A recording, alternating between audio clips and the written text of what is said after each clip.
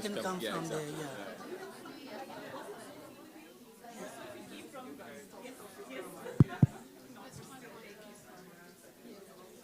Good morning, everyone. Thank you for coming over on a Saturday and leaving some of the negotiations. I am Ali Raza Rizvi. I am Global Head for Climate Change and Energy Transition at IUCN. So this is the 11th EBA Knowledge Day.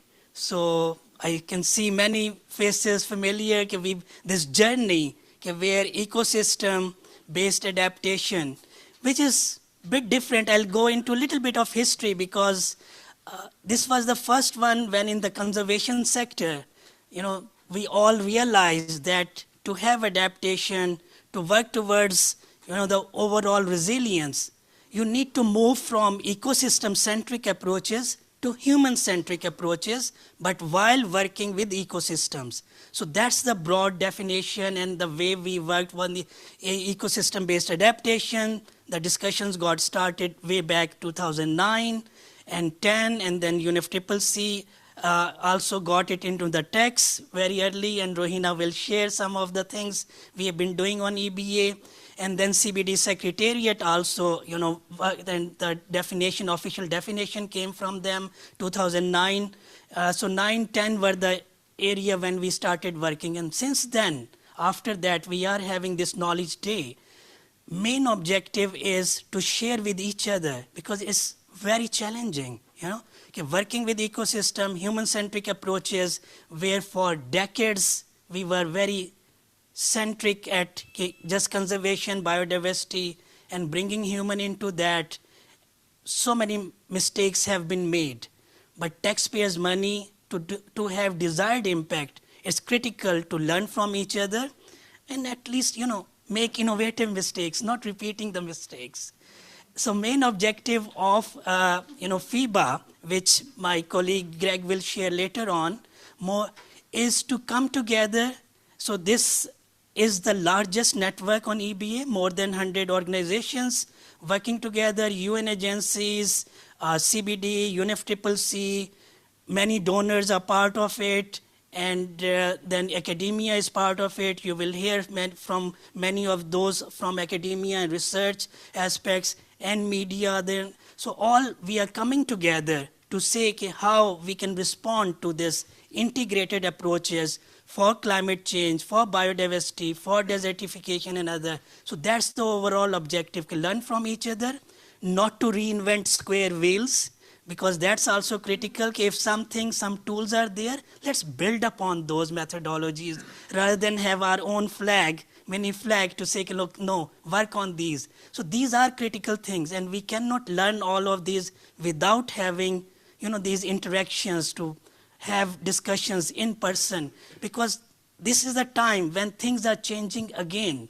We thought we have won the narrative that conservation is not versus development. It is joint, but now narrative is changing. The whole thing is changing. There are forces which are looking at it. Are we at fault in our communications? Are we talking which is not mainstreamed? So let's discuss all this today also. Let's try to have this, we can point fingers to others, they are not listening. There is popularism there is right wing coming, the politics is changing in Europe, in North America, in developing countries, or where. So we can blame them, but do we need to reflect? Are we doing something wrong also? Do we need to change our speak, our narrative, and how can we do it? Because at times it's easier to say things than done, doing those. But at the same time, if we will not realize there is a problem, we can never work towards a solution. First step towards solution is getting out of denial, not thinking, having a self-righteous attitude, we are right and rest of the world is wrong. No, we need to reflect. And so let's see, today we have a good panel who will be discussing all these things, and panelists, breakout groups and all this. But before we go into that, let's have the opening remarks. Germany is championing EBA since its birth, 2010-11, with ICI taking part in all this. So we have Dr. Ulf Jekyll, he couldn't be here, so he sent a video message. Dr. Ulf Jekyll is an accomplished economist holding PhD in environmental economics. He has dedicated his career to public service, working with Federal Ministry of Environment, BMUVKN. And in August 2022, Dr. Jekyll was appointed head of the European and International Policies on Adaptation to Climate Change Division. So we will have his video message. So let's start with that. And then we will come to our other speakers for the opening remarks. So for Dr. Ulf, the video message.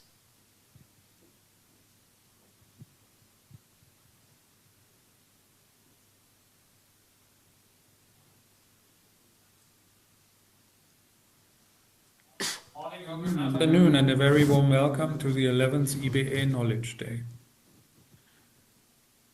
Let me start by thanking IUCN and UNEP for the very good cooperation during the last year, and also for giving me the opportunity for opening remarks here at the EBA Knowledge Day. My name is Ulf Jekyll. I'm head of the Division European and International Adaptation to Climate Change in the Federal Ministry for the Environment in Germany. Our division is overseeing a large part of the adaptation portfolio of our international climate initiative, including the EBA portfolio.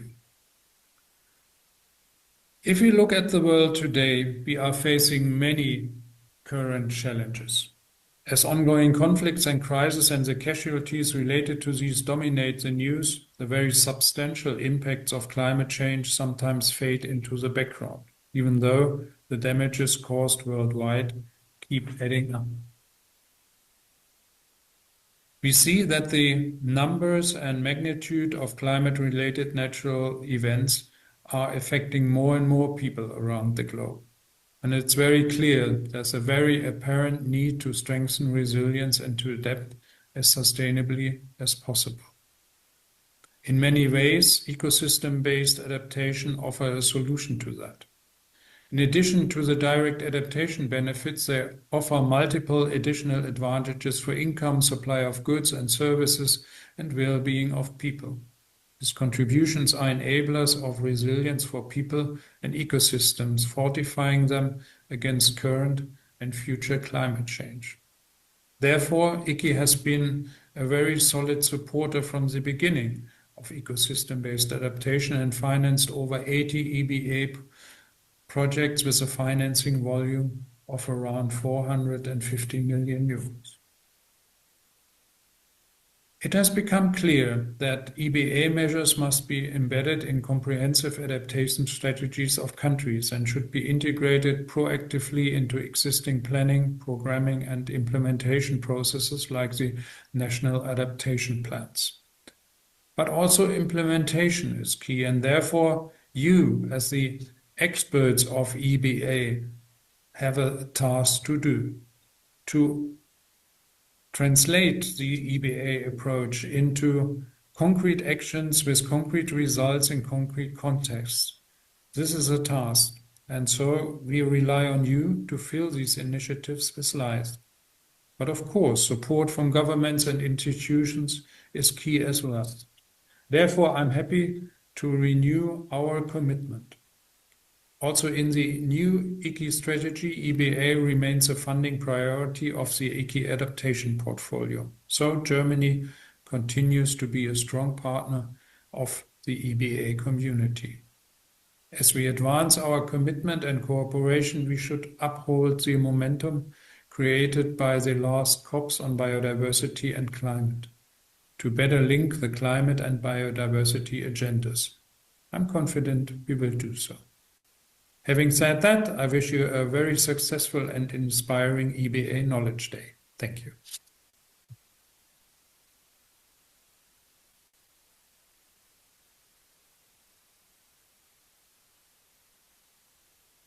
To come over, Boris Erg, who is the Regional Director for IUCN's Regional Office of Europe. Previously, he was the Director of IUCN Regional Office for Eastern Europe and Central Asia, based in Belgrade. He holds a degree in Environmental Management And throughout his career, he has cooperated with many initiatives with European Union, UN agencies, international, national, and local organizations. So Boris, over to you. Thank you, Ali. And apologies. Good morning to everyone. And that would be a warm welcome to Bonn, and I think that literally is a warm welcome, yeah, here, and we are expecting even more 30 plus degrees. I wouldn't say a word about it. I just say a warm welcome to Bonn, indeed.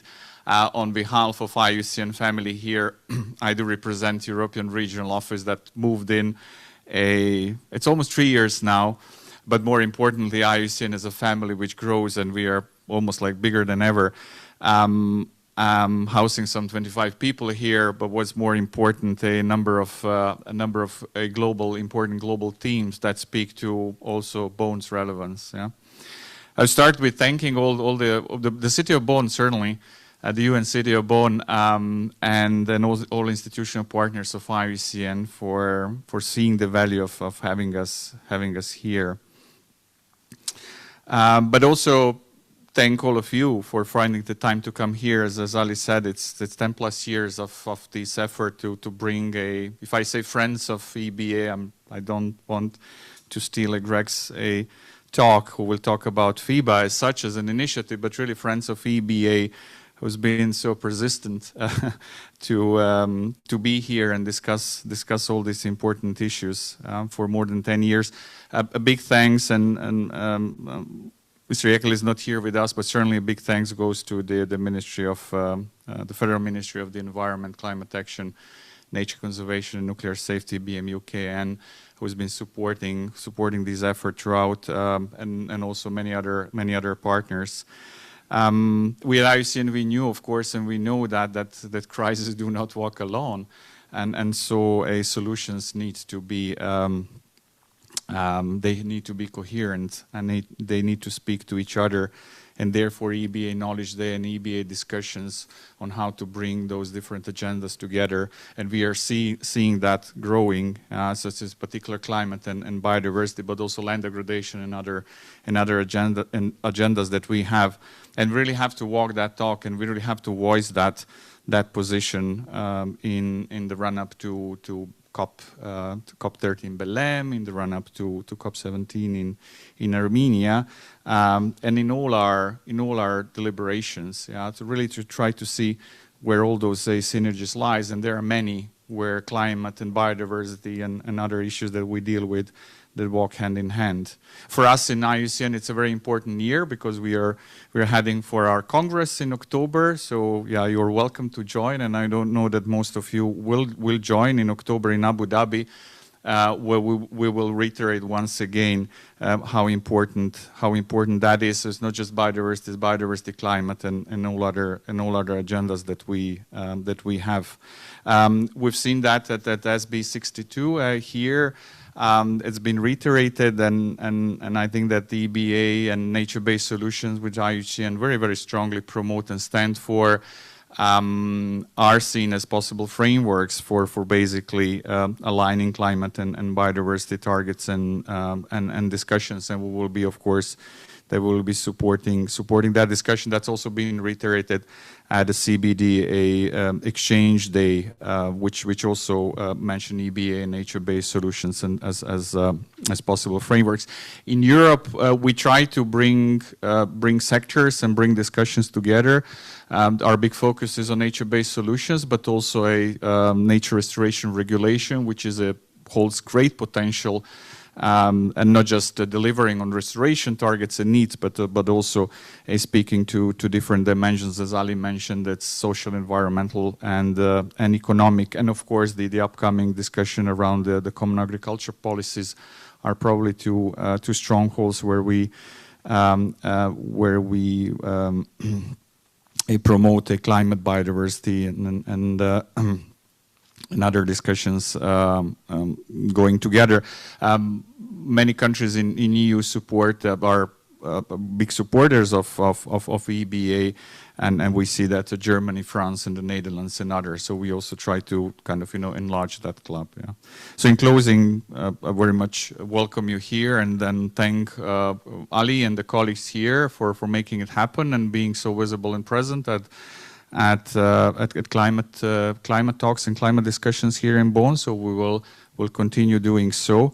And wish you all a very, very productive day. And as Ali, I'd say really correctly so, set a stage in this kind of, looking a little bit into and reflecting as we keep reiterating that multilateralism is important and important more than ever. I think that it also deserves a little bit that critical self-reflection into what we do and how we deliver. So with that, I leave it with Ali. Thanks a lot.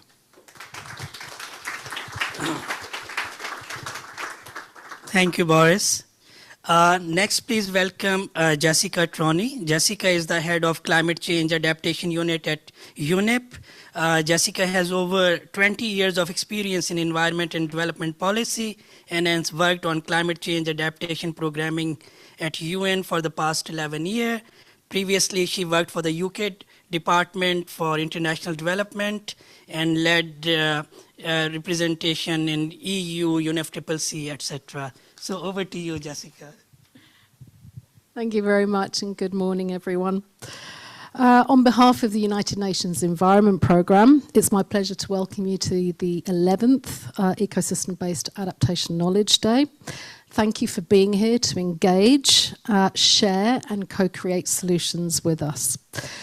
We're gathering at a critical moment. The accelerating impacts of climate change and mounting biodiversity loss are placing immense pressure on vulnerable communities and ecosystems.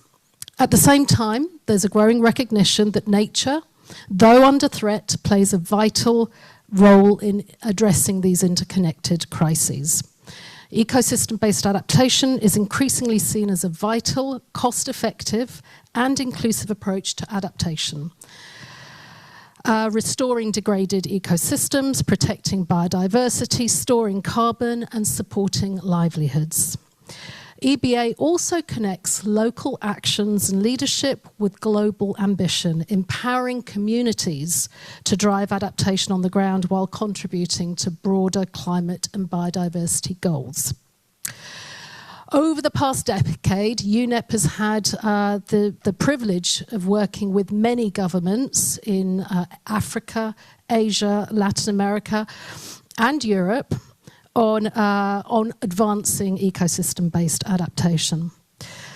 And recently, we've been making closer connections between the three strategic objectives in our medium-term strategy on climate action, biodiversity, and pollution control.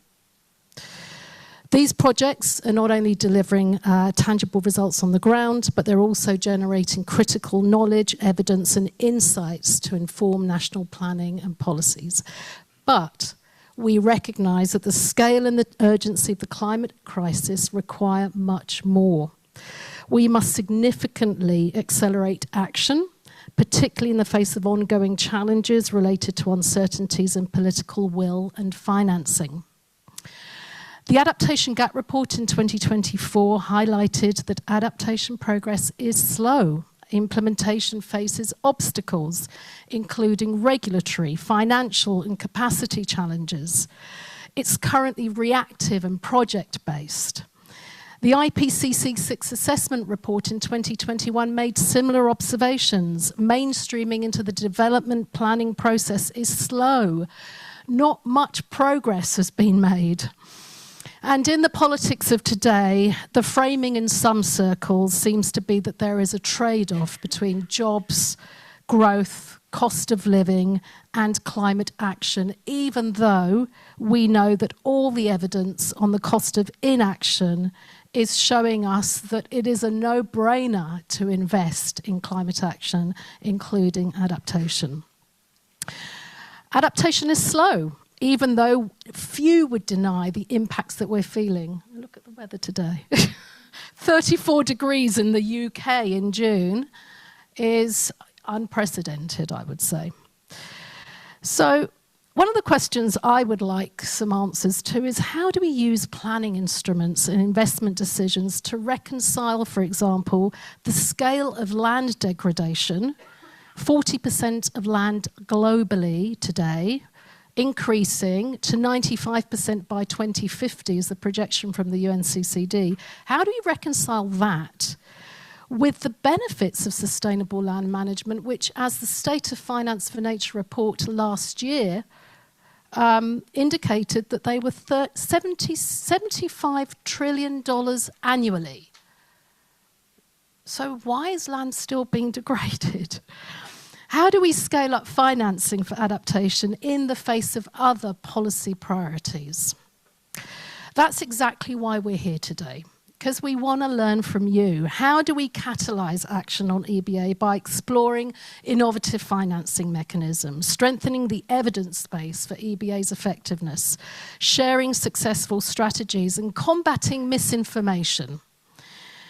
This day is a space for fostering collaboration, building bridges across sectors, across geographies, and across the Rio Conventions. As we look towards COP30 in Belém, our collective efforts here will help strengthen the voice of nature in global climate change negotiations and beyond.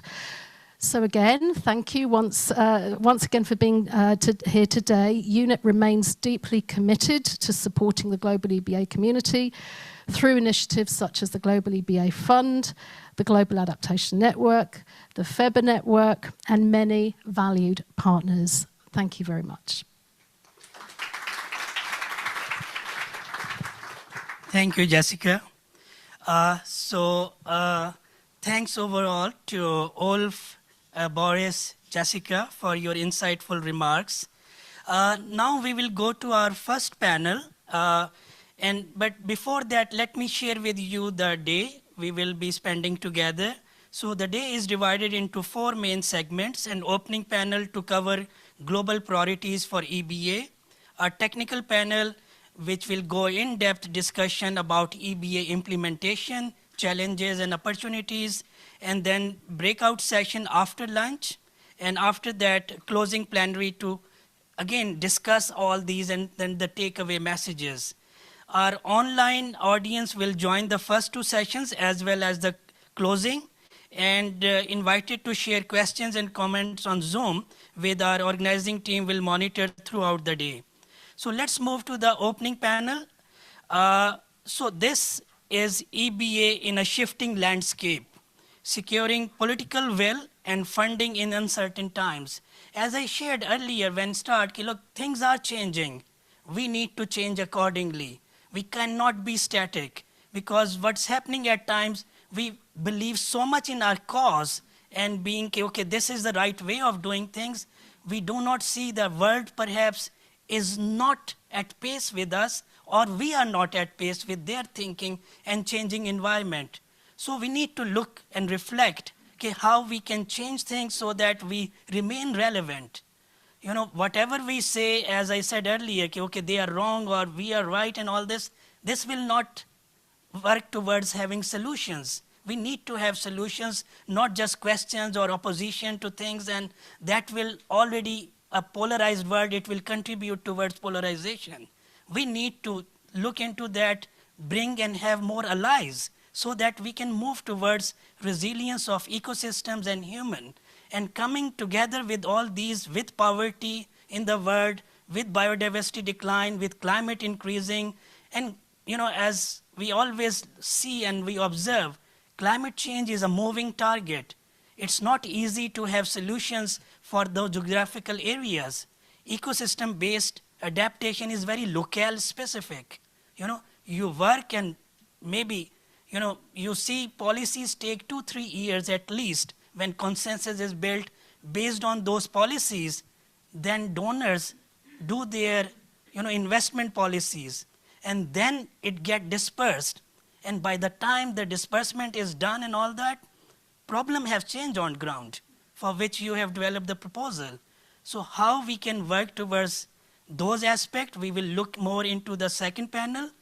So, but these are all need to be linked, okay, how political will financing could be adaptive enough then to respond to the implementation challenges, and then feeding back into the policies and practice. So let's start with that. Innovating financing mechanisms. We will examine how effectively advocate EBA in policy spaces with competing priorities, how we can work on the importance of multi-sectoral collaboration between governments, NGOs, and private sector, integration of EBA into national adaptation plans, role of robust monitoring, evaluation. So I would now kindly invite our panelists to come on these chairs. Ms. Giovanni Valverde, who is the head of terrestrial and maritime borders at Costa Rica Ministry of Foreign Affairs. With decade of leadership, she has been a driving force in advancing sustainable development, championing the green economy, biodiversity conservation, ecosystem restoration, and she played a critical role in Costa Rica's climate agenda, including its ambitious decarbonization pathway, and also has served as ambassador to Kenya and permanent representative to the key UN agencies. So thank you for being here. Then I will invite Rohina Mehnanda, who leads the Nairobi Work Program Adaptation to Knowledge Action Hub for Adaptation and Resilience at UNFCCC Secretariat. She is passionate about understanding barriers faced by policymakers and practitioners in countries that hinder them from scaling up adaptation. Then we have Joachim Latte, who is the head of climate finance at NDC Partnership. His work focuses on supporting NDC partnership member countries to increase access and the impact of climate finance, leveraging partnership's broad network of implementing and development partners. Then we have Binaka Cantoni, who is the institutional relations and advocacy coordinator for South America at ICLEI, where she promotes sustainability and cooperation between cities in the region. Gary Belkin, who is the chair of the board and director of Billion Minds Institute, formerly Deputy Health Commissioner for New York City. Gary founded Billion Minds Institute to bring policy and practical attention to change for taking on the social climate crisis of climate crisis. So you would see that we have a very diverse panel with rich experiences. So we will delve into what are the challenges and how we can do some course correction and things like that. So let's start with you, Giovanna. How can we ensure that EBA is integrated into national adaptation plans and climate financing mechanisms? So we have 3 to 4 minutes. Yes, I think it's on. Yeah. Yes. Yes, thank you so much, Mr. Ali. Thank you in particular to ICI and the federal German government for this space, and also for the support that they have been giving Costa Rica for decades in terms of nature-based solutions or ecosystem-based adaptation. I'm not sure if you all can see the presentation back there. If not, I'm happy to go pull that curtain over there and bring it over here. Yeah? Okay, but I cannot. So I need to stand up. So as you know, this is our presentation is focusing on the work that Dr. Astrid Michels and her team are doing in Costa Rica in terms of EBA LAC project that is in 3 different countries in the region, and has been very successful, in particular helping us with our different way of monitoring ecosystem-based adaptation. Next, please. So the questions that we've been asked to address specifically: how can we ensure that EBA is integrated into national adaptation plans, or NAPs, and climate finance mechanisms? I'm sure you at the back cannot read this, so I will try and help with that. But some of the main, let's say, achievements of this project have been the multi-sectoral engagement, which I think is a challenge in most countries, not only developing, but developed as well. And this allows for promoting cost-effective adaptation strategies that contribute to biodiversity conservation, climate mitigation, and sustainable development. Another important dimension is that of aligning the multi-sectoral objectives. As you know, this is sometimes the issue of competing resources between the different ministries and being able to have common ground between the multi-stakeholder, first at a government level, and then of course with civil society is absolutely key in this type of setting of objectives. Next, please. Here we have the success factors for integrating EBA into NAPS. We have 8 success factors, which I don't know if you can see them here, probably not from the back. But basically the point is to be able to generate a broad-based and structure-building impacts. So 3 of the key factors are adaptive governance, capacity development, and enabling environment. I'm going to move over here because I can't see from over there. And here, next, it should do a nice little, no, it did not. Can you go back, please? Thank you. So 3 of the most important areas that the EBA project has focused on are long-term financing, replication structures and incentive mechanisms, and communication and networking. Those are what we consider the 3 key areas that help bring EBA in NAPS and also its implementation on the ground to be fruitful, let's say. Next, please. Next, please. Thank you. What innovative financing mechanisms can be explored to bridge the funding gap for EBAs? So what has been determined, especially now with our NAPS, with our NDC 2.0, all the work that is being done on the ground with consultations, which has been very time-consuming, but it's the only way to ensure that there is appropriation from all the local communities in terms of our NDC 2.0 and 3.0. So in that regard, in all the different sectors and different groups of civil society, let's say that one of the main questions is always, how are you going to help us with the long-term financing, particularly focusing on rural entrepreneurs, farmer associations, and municipalities or local governments? So that's always the question, you know, how are we able to do this?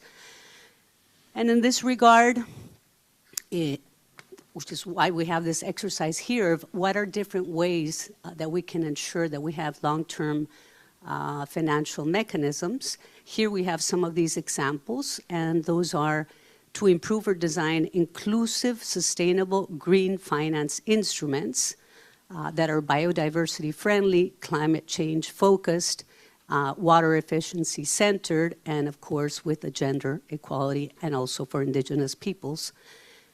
Looking at funds, grants, compensation for ecosystem services, debt, fees, taxes, insurance, loan, and seed capital. There I would add green and blue bonds. And the insurance one, which I think even in the UNFCCC negotiations, it's been coming along and has been dragged and never arrived at a point, but insurance, especially for small farmers, is vital. And that's something that we're trying, or have been trying for years in Costa Rica, to make sure that the National Institute on Insurance can help somehow with this issue. We are now tackling it also in terms of loss and damages, but as you all know, we would like to be more, if we have strong NAPs, they will help us reduce the loss and damages, as we all know. But it's also the 2 sides of the coin. If we have greater mitigation, less loss and damages, but also if we have a strong adaptation plan, we'll be more resilient to loss and damages. Next, please. How can we effectively communicate the value and urgency of EBA to decision makers facing competing priorities? Well, this is, I think, key. And I think most people take it for granted. But if the general civil society has no idea of what the policymakers are doing, it really doesn't matter. Because, again, they have to be the ones who believe and are convinced that they embrace the situation in climate change, they embrace NAPs, so this is only able to happen if you communicate it adequately, from children to adults in all the civil society areas. So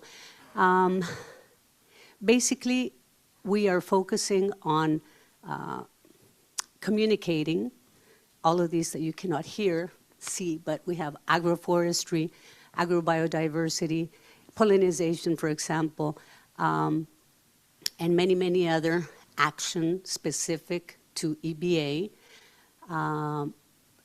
First, including it in our decision-making on plans and policies, ensuring that we report to national and international monitoring systems, and finally with the impact indicators. And this, please, the next one, this is the last one. But this is a reflection of what the EBA LAC project is doing in Costa Rica, Guatemala, and Ecuador. And I think, and I'm an economist, so I know indicators and I know how important they are in terms of truly measuring the impact of whatever you do.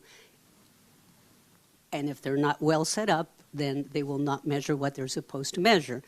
But in this case, in this specific project, I think it's important that you know that EBA LAC has 3 different projects in Costa Rica, and what's wonderful about them is that they're not just in one particular place, but they're actually connecting biological corridors. And as you know, that's very significant in terms of biodiversity conservation. So the indicators that are being used is how many areas of ecosystems have been improved or protected, how many land users are implementing EBAs, how many people are being supported to better adapt to climate change, how many public and private capital has been capitalized, how many plans and policies do we have, and finally, how many directly supported through networking and training people do we have. Next, please. And with that, I would like to finish. Thank you so much for your attention, and also an immense gratitude to Dr. Astrid Miches for the hard work that she's been doing in Costa Rica. Thank you very much.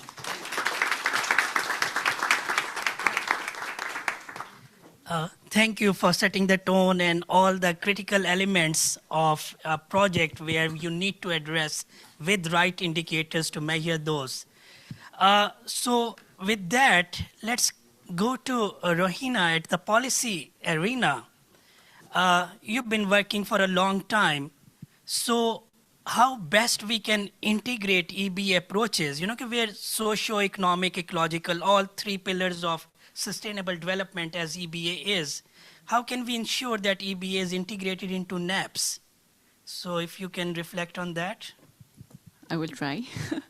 Welcome everyone, and thank you so much Ali, IUCN, ICI, and UNEP for invitation to the UNFCCC Secretariat.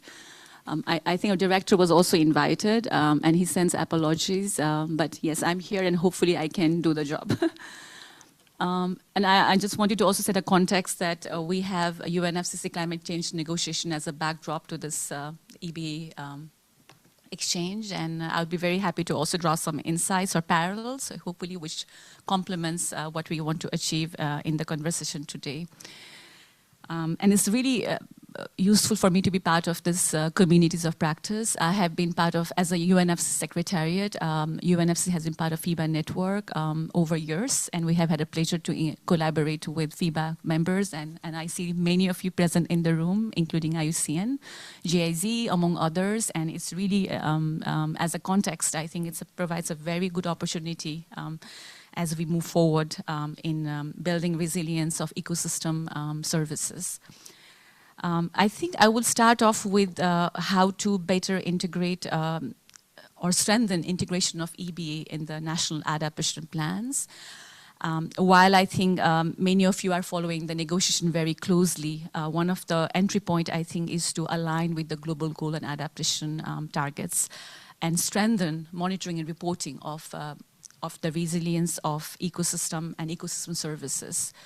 And what this means is, as you know, UE framework for climate resilience, global climate resilience, is to guide the achievement of global goal on adaptation. And one of the, there are other thematic targets which are of course very relevant, but one of the target is to reduce climate impacts on ecosystem biodiversity and accelerate the use of nature-based solutions and ecosystem-based adaptation. And very relevant, I think, for our conversation today. In a meaningful way, the indicators which are going to be aligned with this target could in fact track how well the ecosystems are able to withstand and recover from the climate stress, which I think is critical to the achievement of EBA, and in context of integration, as I think we've heard from Jessica as well, to use existing, integrate in the existing strategies and plans. And more specifically for the National Adaptation Plans, NAPs, I think you have been very closely involved also in the updating of the technical guidelines exercise. And I think one of the information maybe to share with you is this update is happening in the context of how the guidelines can reflect the provisions of the outcomes on global goal and adaptation, and also to reflect the best available science, including, for example, from the 6th assessment report of the IPCC. With that, I think there's an opportunity. I'll maybe speak if I have a chance to react to your next question. But here, the way I would like to sort of present is, NAPs could perhaps be an opportunity as an investment plan as we align with this new technical guidelines which will be emerging out of this exercise, and how EB can be scaled up using ecosystem resilience as maybe one of the strategic key areas of adaptation plan going forward.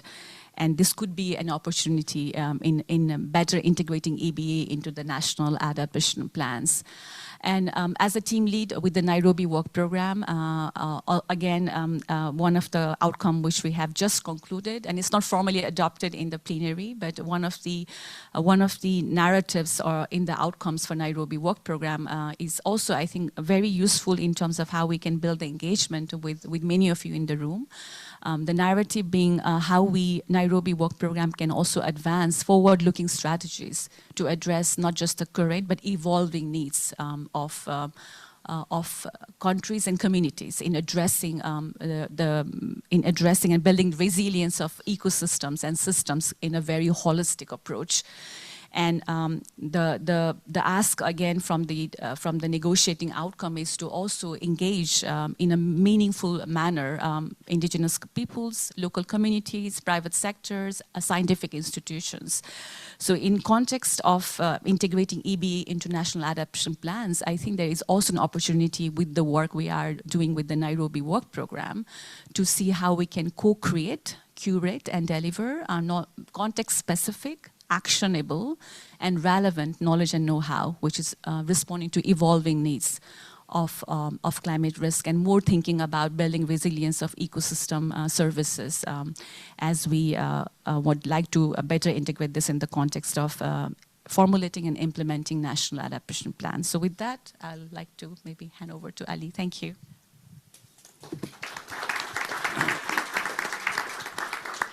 Thank you, Regina.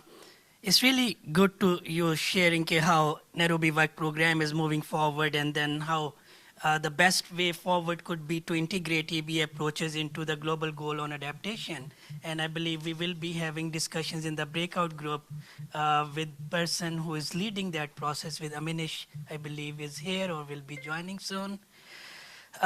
Okay, let's go to Bianca. With your experience with local government, let me ask you the same question.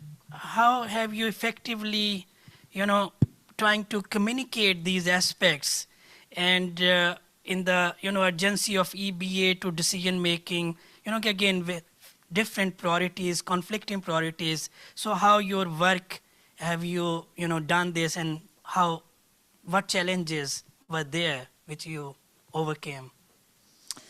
Thank you for the question, and thank you very much for the invitation to be here today.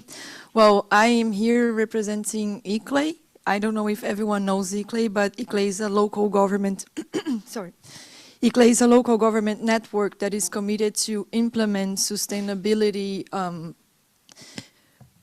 actions within local governments of all over the world. ICLEI has 27 offices around the world and more than 2,500 local and regional governments that are its members. So it's just important to know where I am from and why am I answering this question.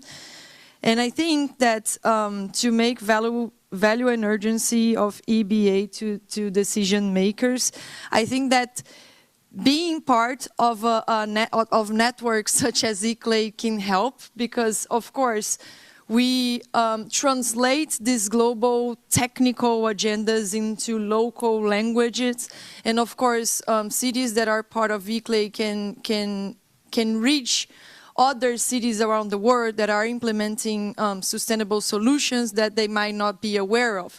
So this is one of the ways that cities can get to know of EBA solutions and other sustainability solutions, climate agenda, and so on. So it's not only ICLEI, there are other networks, but I guess the first lesson is being part of these networks that can socialize knowledge and can put the cities together with other cities and regions, and also to connect the cities with funding supporters such as the EbA Fund and others. It's a very good first step for them to understand better and implement these agendas. The second thing I think that helps cities in implementing these agendas is translate ecological benefits into terms that resonate in policymakers' immediate concerns, such as public health, water security, disaster risk reduction, cost effectiveness. So when I'm saying about translating these global agendas into local priorities, is exactly what I'm saying, because for some, let's say, climate city leaders that are passionate, that are very few regarding, for example, in Brazil we have more than 5,500 municipalities in the country. So which one of these more than 5,000 municipalities has access to conferences such as this in Bonn, or to COPs or other climate-related initiatives? So for them, some of them don't even have international relations secretaries. They don't have environment secretaries are related to taxes and so on. So this is a very, very far away agenda for the vast majority of local governments. I believe that not only in Brazil, but around the world, especially in the global south. So we need to translate these agendas to mayors and governors in terms of health, in terms of jobs. Because for them, when you say even, I don't know, climate policy, I think that people are still connecting nature and EBA solutions to pandas and so on, in a very far away agenda of their lives. And they're not connecting it in the way that they should, with jobs, with health, with, I don't know, sewage, and so on. So I think that this communication issue is very important for local governments. And third, through EbA Fund, we have just supported the city of Belém in Pará, which will be next COP30 host, to construct their diagnosis. So we help them to make the risk and vulnerability assessment of the city. And then right after, we supported them also making their ecosystem services maps. So it's very, I wish I could show here, but maybe in the next panel I can quickly show. But it's very beautiful, it's very colorful, and it's very instructive to anyone that see that thing, understand what we are speaking about. And it's also very important that we could support Belém, because now everyone, of course, will look at Belém's climate action plans, will look at Belém's environment tools that they build, and I hope that through the Belém example, we can inspire not only other Amazonian cities, but other cities in the global south that has the potential to connect climate, nature, and adaptation through EBA strategies. So I think it will be a great opportunity to look at these cities such as Belém. And now we are in this room, we can also discuss during this panel or after this panel, how can we make the Belém, for example, tools and the projects that we are implementing that scalable. So how can we take advantage of the Belém spotlight now and look at these tools that through EBA Fund we had the opportunity to construct there and scale to other cities in the same way or in other innovative ways. So this is my first thoughts. Thank you, Bianca. So that's really good to have very specific example, and then also, you know, these aspects, these things need to be very local specific. You know, we need to speak their language. They need to be not just theoretical, but also it should be, it's directly linked with the local problems, health, and then jobs, and, you know, green, other things. So that's really good. So maybe let me allow, as you talked about health and other, Gary, coming to you, you directly working on mental health and, you know, billion minds. So what you bring interesting perspective. Can you share how, you know, these things unpack attention to psychological capital and how it's critical? Yeah. Happy to, and a privilege to be here. So what is a psychiatrist doing on this panel? So I'm a psychiatrist, but in a good way. I've mostly worked in public policy roles, public health roles. I was New York City Mental Health Commissioner for a while, and when I started shifting my attention to climate change, and what I brought to that was all those experiences had me think about mental health as a community asset. And how do you implement it that way? How do you build it that way? So it's enabling communities to do other things. So it's a backbone, it's a social backbone. And that seemed to be an element that was very much missing, but very much implicit in struggles around implementing adaptation. And because we're talking about financial, political, cross-sectoral will, but a glue for all of that is we also need to be intentionally about growing social will and psychosocial will. And that's true across, I think, all adaptation. But I think there are unique aspects, which I'll hope to get to in this or the next round of questioning, about EBA as a way of doing adaptation that is especially well matched to bring that element in. Because if you think just the wording around adaptation, we're asking people to adapt, to transition, to transform, to be resilient, to be regenerative.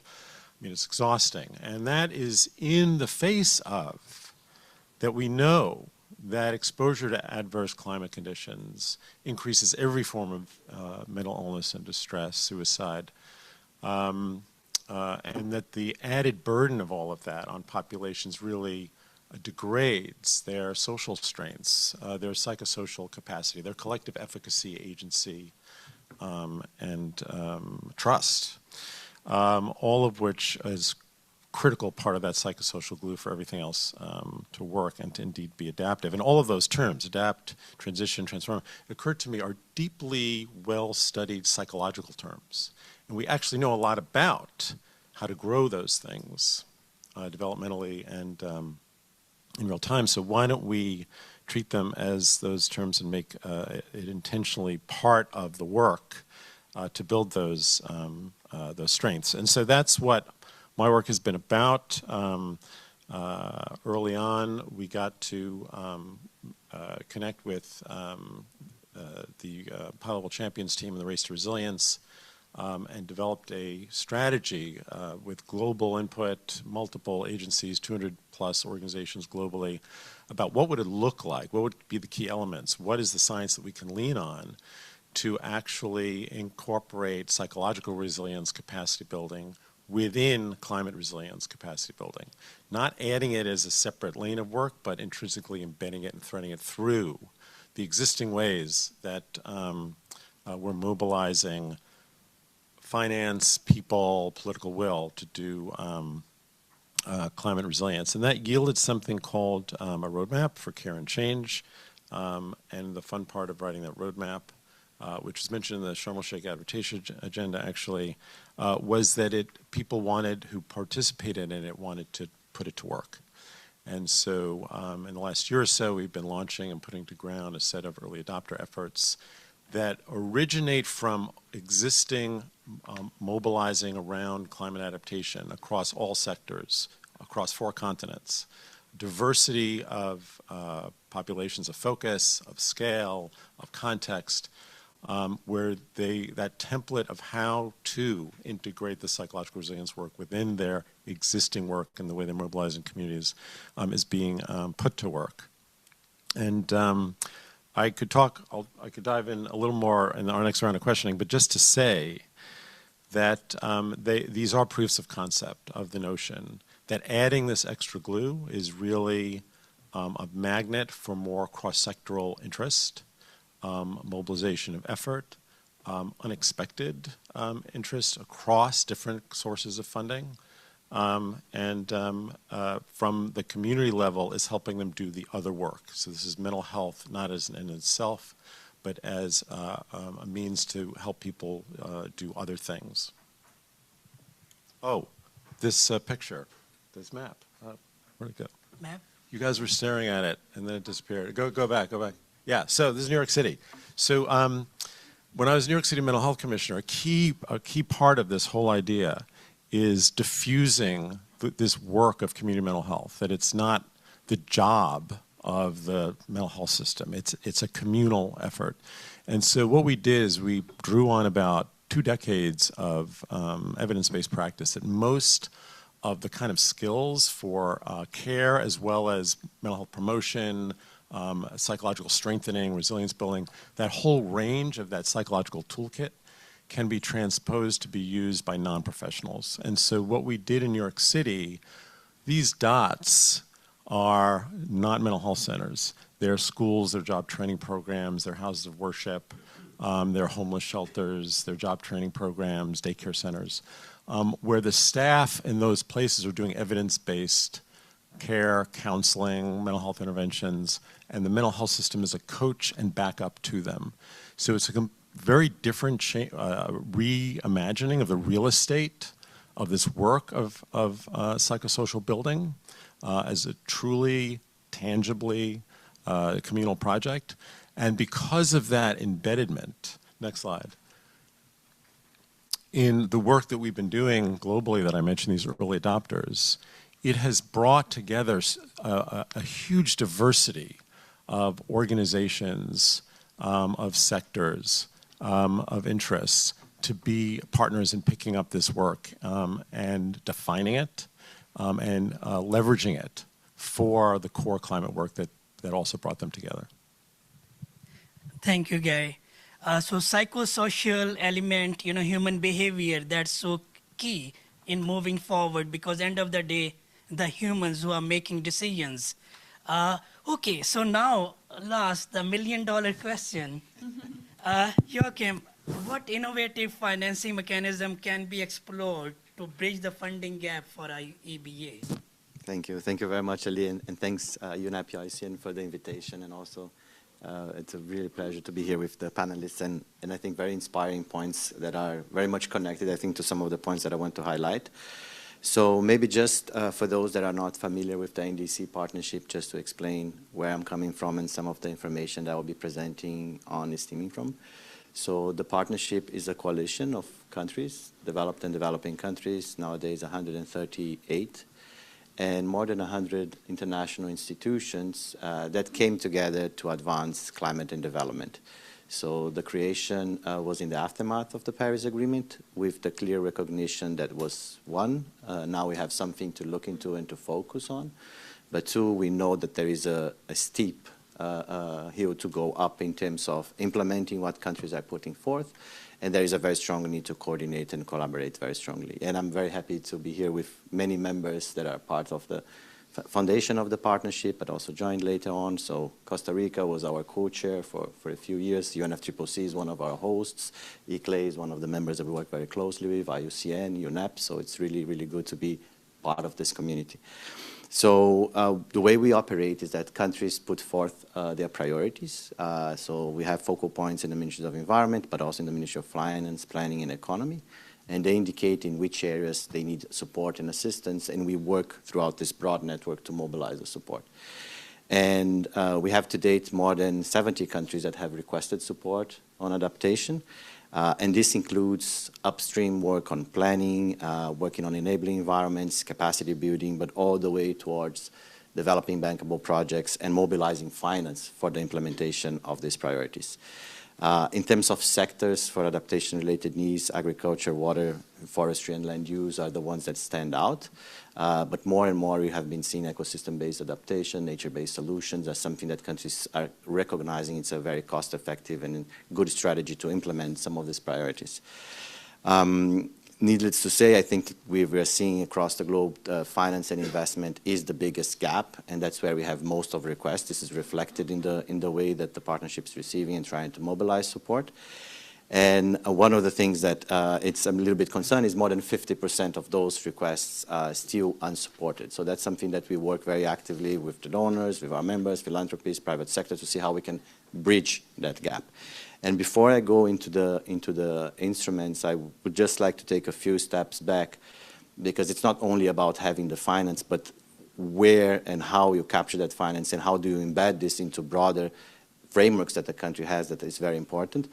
So after the revision of the first NDCs, we had a huge amount of countries requesting support on implementation and investment plans and finance strategies.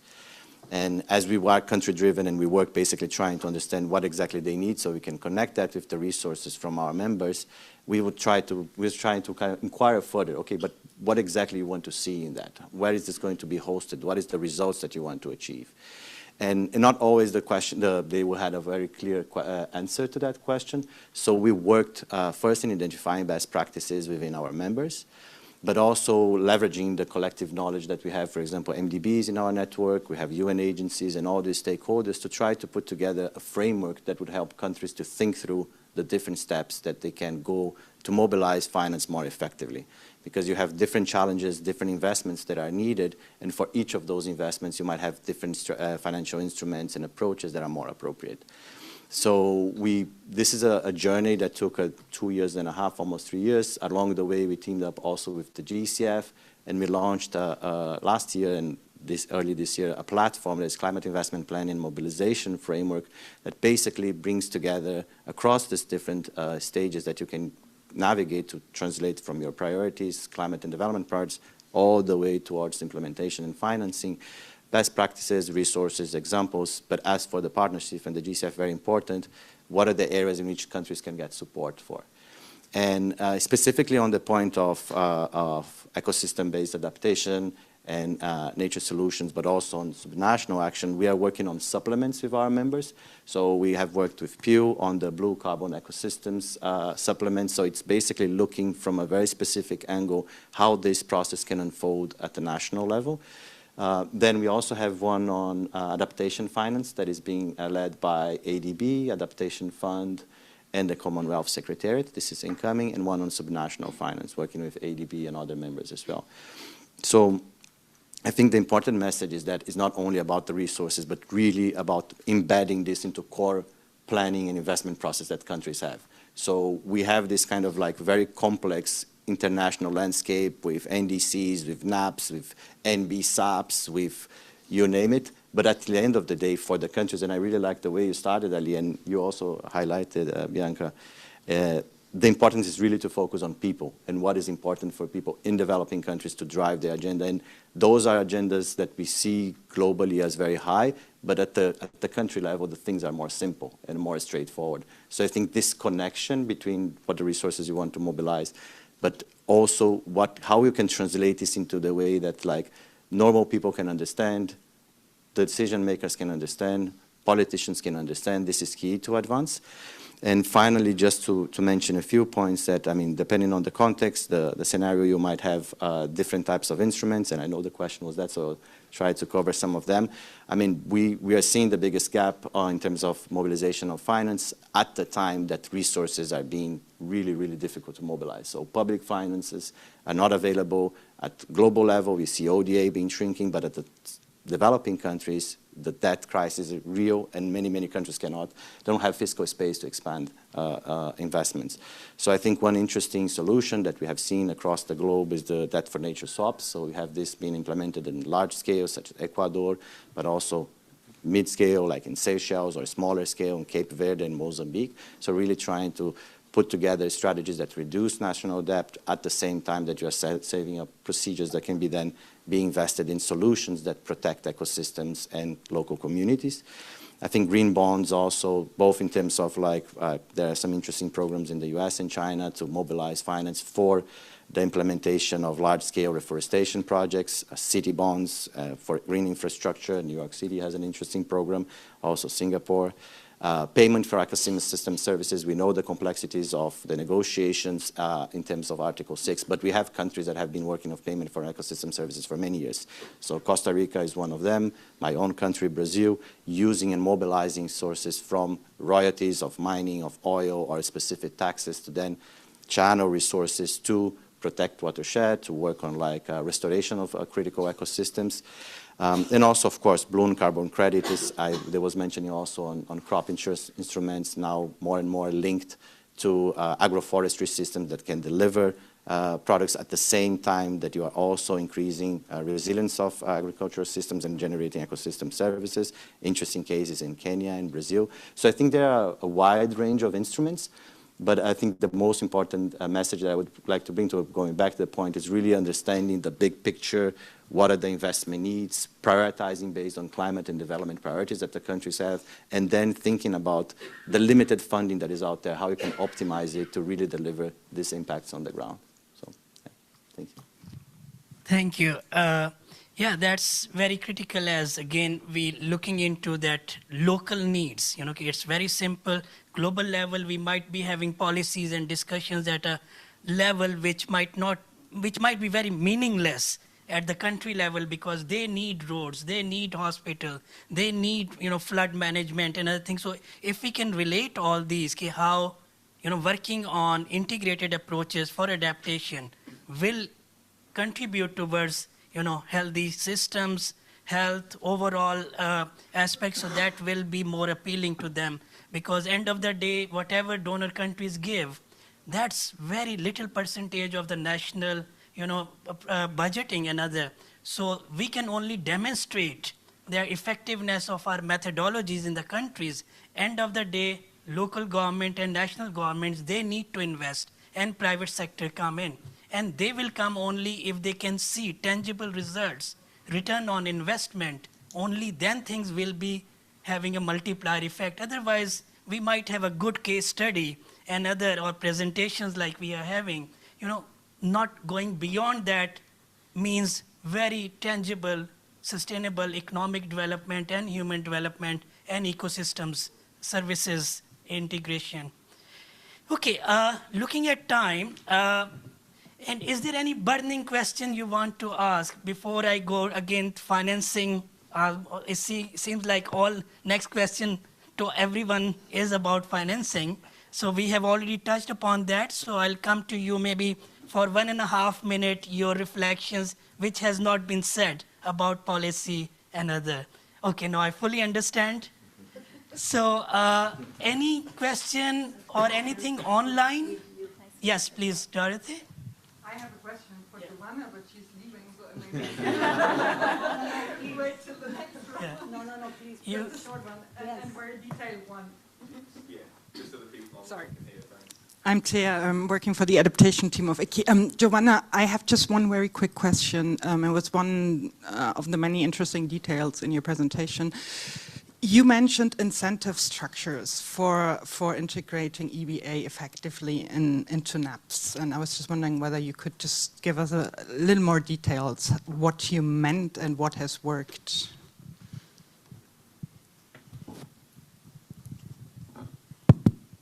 I think Dr. Astrid will have the details. I mean, I know the bigger picture. I know how we've built our NAPs. I've been to the communities and see the projects on the ground. And I'm more focused on blue carbon, the national blue carbon strategy, and what is being done there. But I would not have that detail. So I prefer you, Dr. Astrid, to please answer that. Oh, thank you. Yeah, thank you for the question. It's both. It's replication structures and it's incentives. And when we think about, I think replication structure, it's one of the insights that we have just super important at the local level to bring it to scale, especially because it's multi-sectorial. So a lot of EBA is done in agroforestry in the agricultural sector. So you usually have extension services, farmer schools. So you start there. You start with strengthening and bringing the EBA concept within structures of the government, structures that have the mandate of capacity development, of accompanying and advising smallholder producers and smallholder farmers. So that's where you bring it in. And then you link it to financing mechanisms, capital, seed capital programs. And then you include, and then you bring capacity buildings into smallholder farmers so they create green business development models, right? Like you have to do it from different perspectives to bring it up to scale and to plant seeds on EBA at different levels. And when I'm talking about the extension services of MAC, Ministry of Agriculture, that we have them in Ecuador, Costa Rica, whatever. But you also do the same with the municipalities. So you have to start thinking, what are those replication structures? There is Institution for Rural Development. And I do want to put the focus, I do think there is a huge role for the private sector, but there is a huge role for small and medium-sized enterprises. They are, in Spanish you say, corazón del paisaje. They are the heart and the dynamic of the landscapes when we're talking about rural areas. So they're super important also to bring them in that green transition I'm saying. And if I can just add something on incentives, but from my perspective in the work that I did with the NAMAs, that were the first NAMAs 13 years ago, and I coordinated the national strategy for livestock NAMA on the ground. And basically, again, what all of you have said, and that is the people in the local communities, maybe now, they hear climate change and they kind of know because they have been now affected by either the droughts or the floods or the higher temperatures. But 15 years ago, it was like something very ethereal, you know? So how would you get people, back then I'm talking about 15 years ago, that now we see the results after their commitment 15 years ago, was incentives. The only way, and those were monetary incentives, very clear. How did we get 70% of the livestock owners to take specific measures that would reduce their methane emissions specifically, so CO2 equivalent, was with incentives. And that was, okay, you're going to have live fences around your property, you're going to plant 10 trees per hectare, you're going to change the fodder in the ground that gives more roots in the ground, that also means the health of the cow is going to emit less methane and what have you. All of these have high costs. And they said, okay, great, yeah, but who's going to finance this? So we had to have like a national strategy with all the national banks that there would be low interest rates for specific actions like those. And of course, some of luckily in Costa Rica, most of the productive sectors are organized in cooperatives. So it's a lot easier. For example, the coffee sector, we also had a NAMA in the coffee sector, which will finish now in a couple of years of 15 years of work that they committed to do. So when you have co-ops, it's a lot easier. We have all of our coffee producers in 11 co-ops. The livestock sector is all under La Corporación Federal de Ganadería, Corfoga. But when you have sectors that are not, like the fishing sector, that's a disaster, it's really complicated and conflictive, then it's very difficult, even if you have incentives. And in that sector, we have subsidized gasoline, and that's a whole different story that I'm not going to get into. So I have to leave because we're following, I'm the head of delegation, we're in, like 10 different tracks, so and only 5 people in the delegation. So thank you again to all of you for your attention and for your insights, and again to IKI and IUCN for these important initiatives. Okay. Thank you, Giovanni.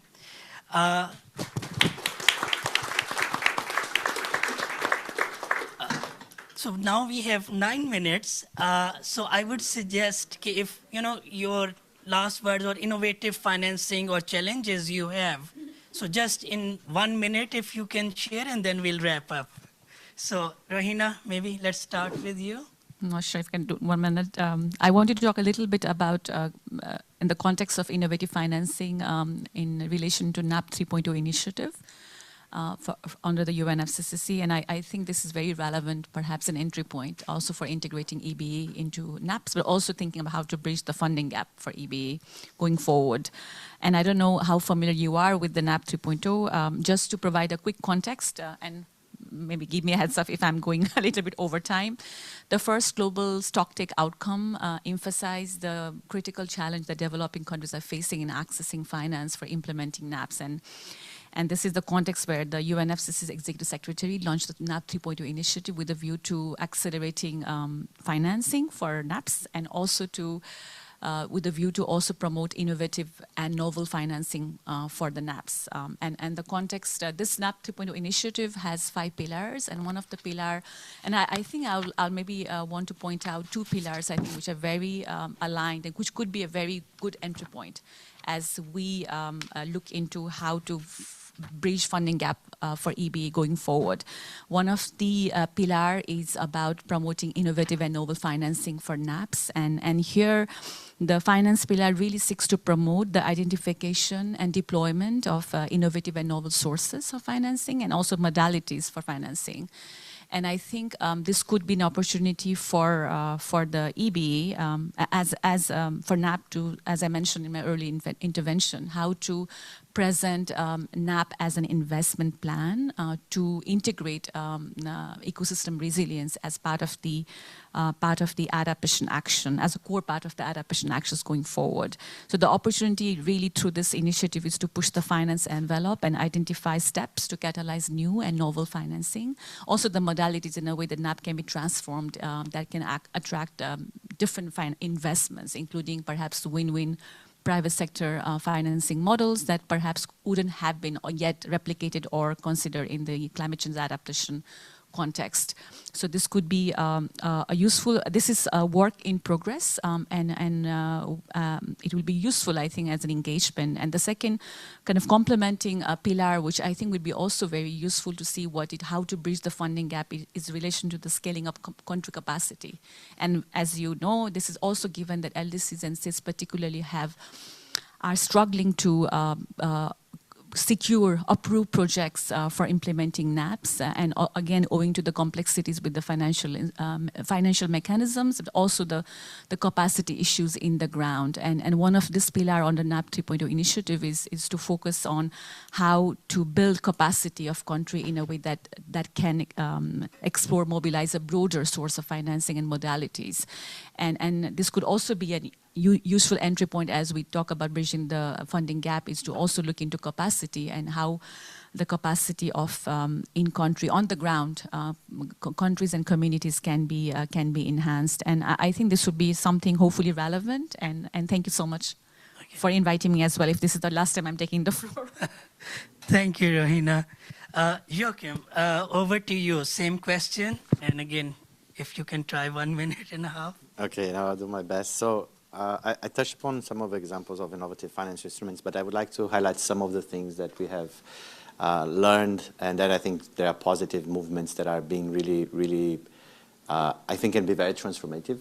So the agenda of environment has historically been in the ministries of environment. I think we all know the importance of especially the core ministries that are leading planning, financing, economy at the country level.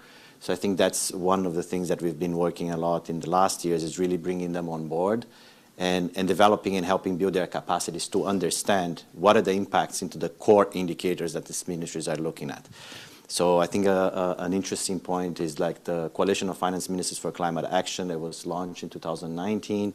That is a space for ministries of finance to come together and to think through what are the challenges they have, what are the solutions, but more importantly, why they should be engaged and how. So I think on that point, that's, I think, one of the key levers that we should work more on. Of course, the line ministries is like a no-brainer because the action is taking place and is led by the line ministries, but working in these key national institutions that drive planning and financing is very important. The second one that I would like to highlight is the national development banks. They can play a critical role in better understanding the local markets, devising innovative instruments, and there are like good efforts, IDFC and others, FIX, that are really working to build capacities in those national development banks, and as a vehicle that you can channel resources, limited concessional finance to leverage national domestic finance that can both public and private to advance investments. I think that's a very important point. And the third one that I want to mention, which is we also have an initiative to provide support for, is on central banks and financial regulators. So they are engaged, they are interested, they want to understand climate scenarios, the impacts that we're going to get into the financial sector in the transmission channel. So I think building capacities and bringing them as allies in this process, I think it's critical to unlock finance at scale at the country level. The two final things I would mention briefly, one is on the governance arrangements, so really working into core governance structures that the government has rather than creating separate systems. I think it's for a while you can have specific groups to discuss and to build, but for more effective implementation, it needs to be linked to the core planning and development structures of the country.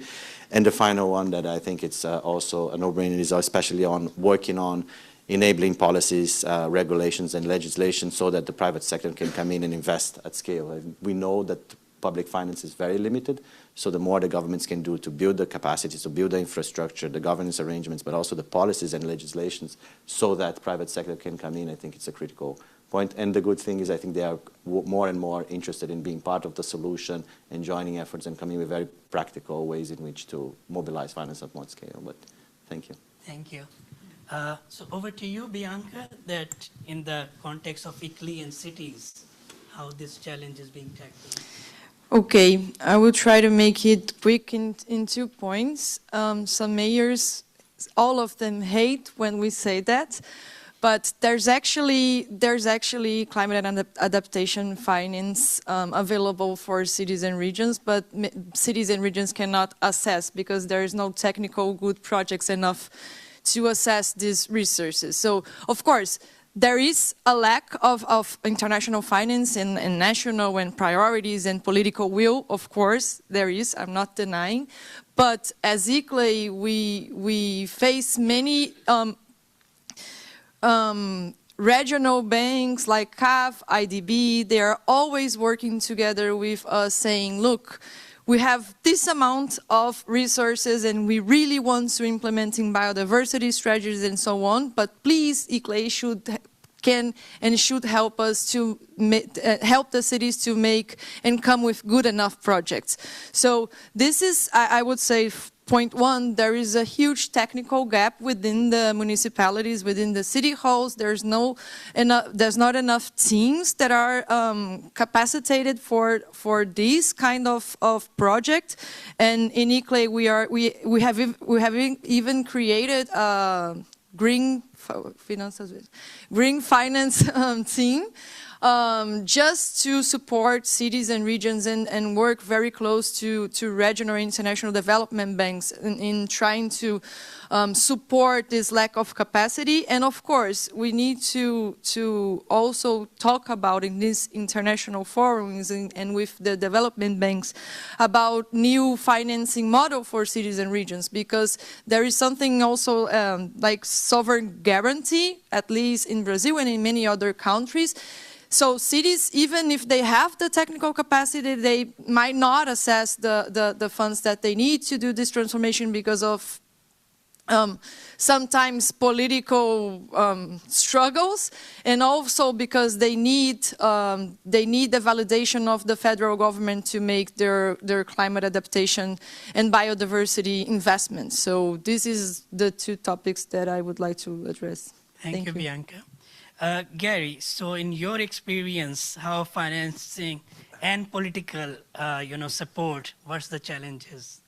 Yeah, well, as I said before, I think that adding this notion of psychological resilience catalyzes a lot of actors and adds energy and efficacy to the adaptation work itself, which brings in more sectoral and finance interest.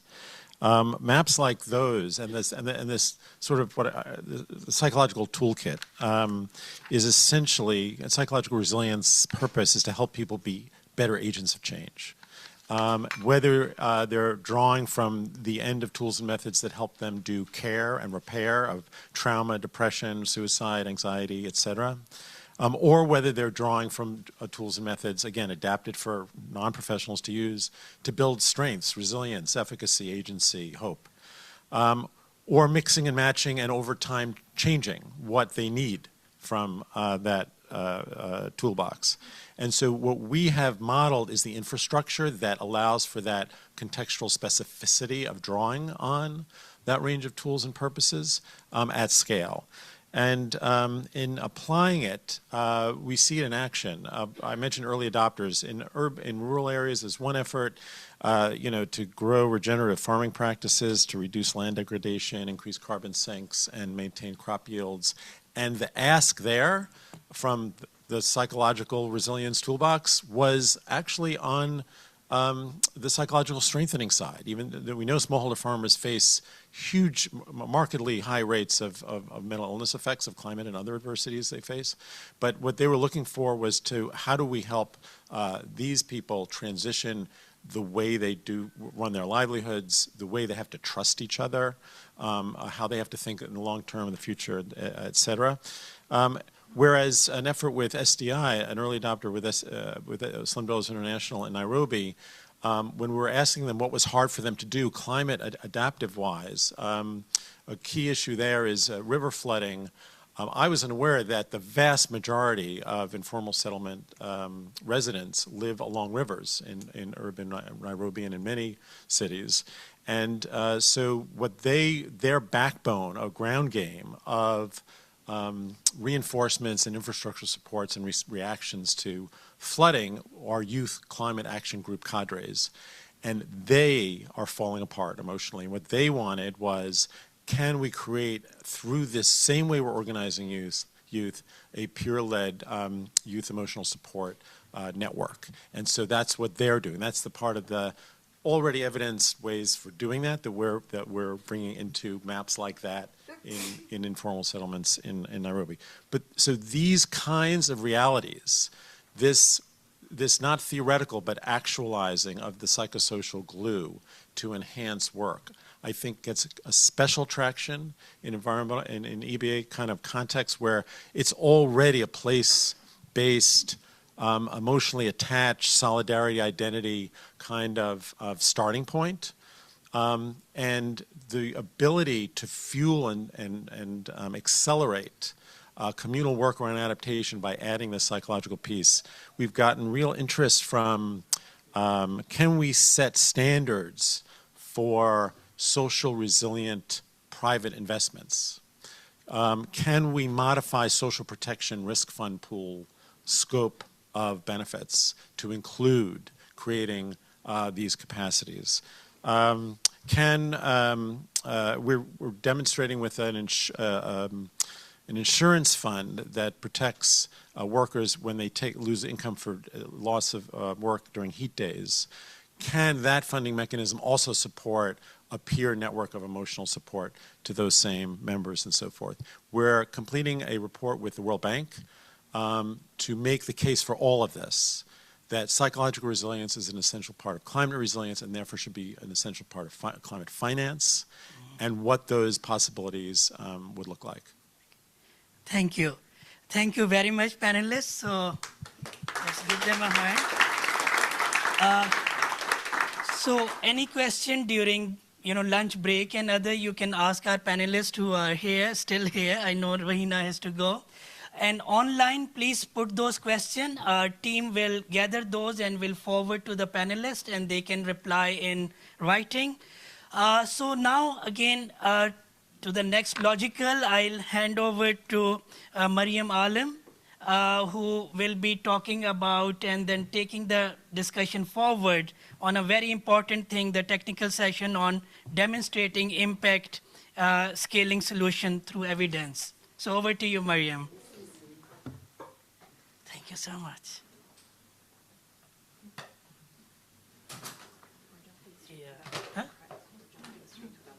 Yeah, yeah. And we will change this. No, under these there, then the other names are there. That's magic.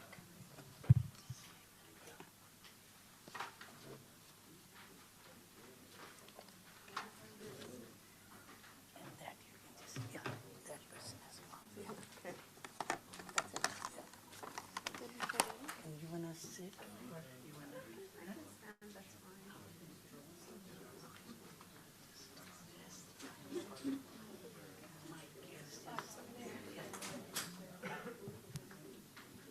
Hello, good afternoon, everyone.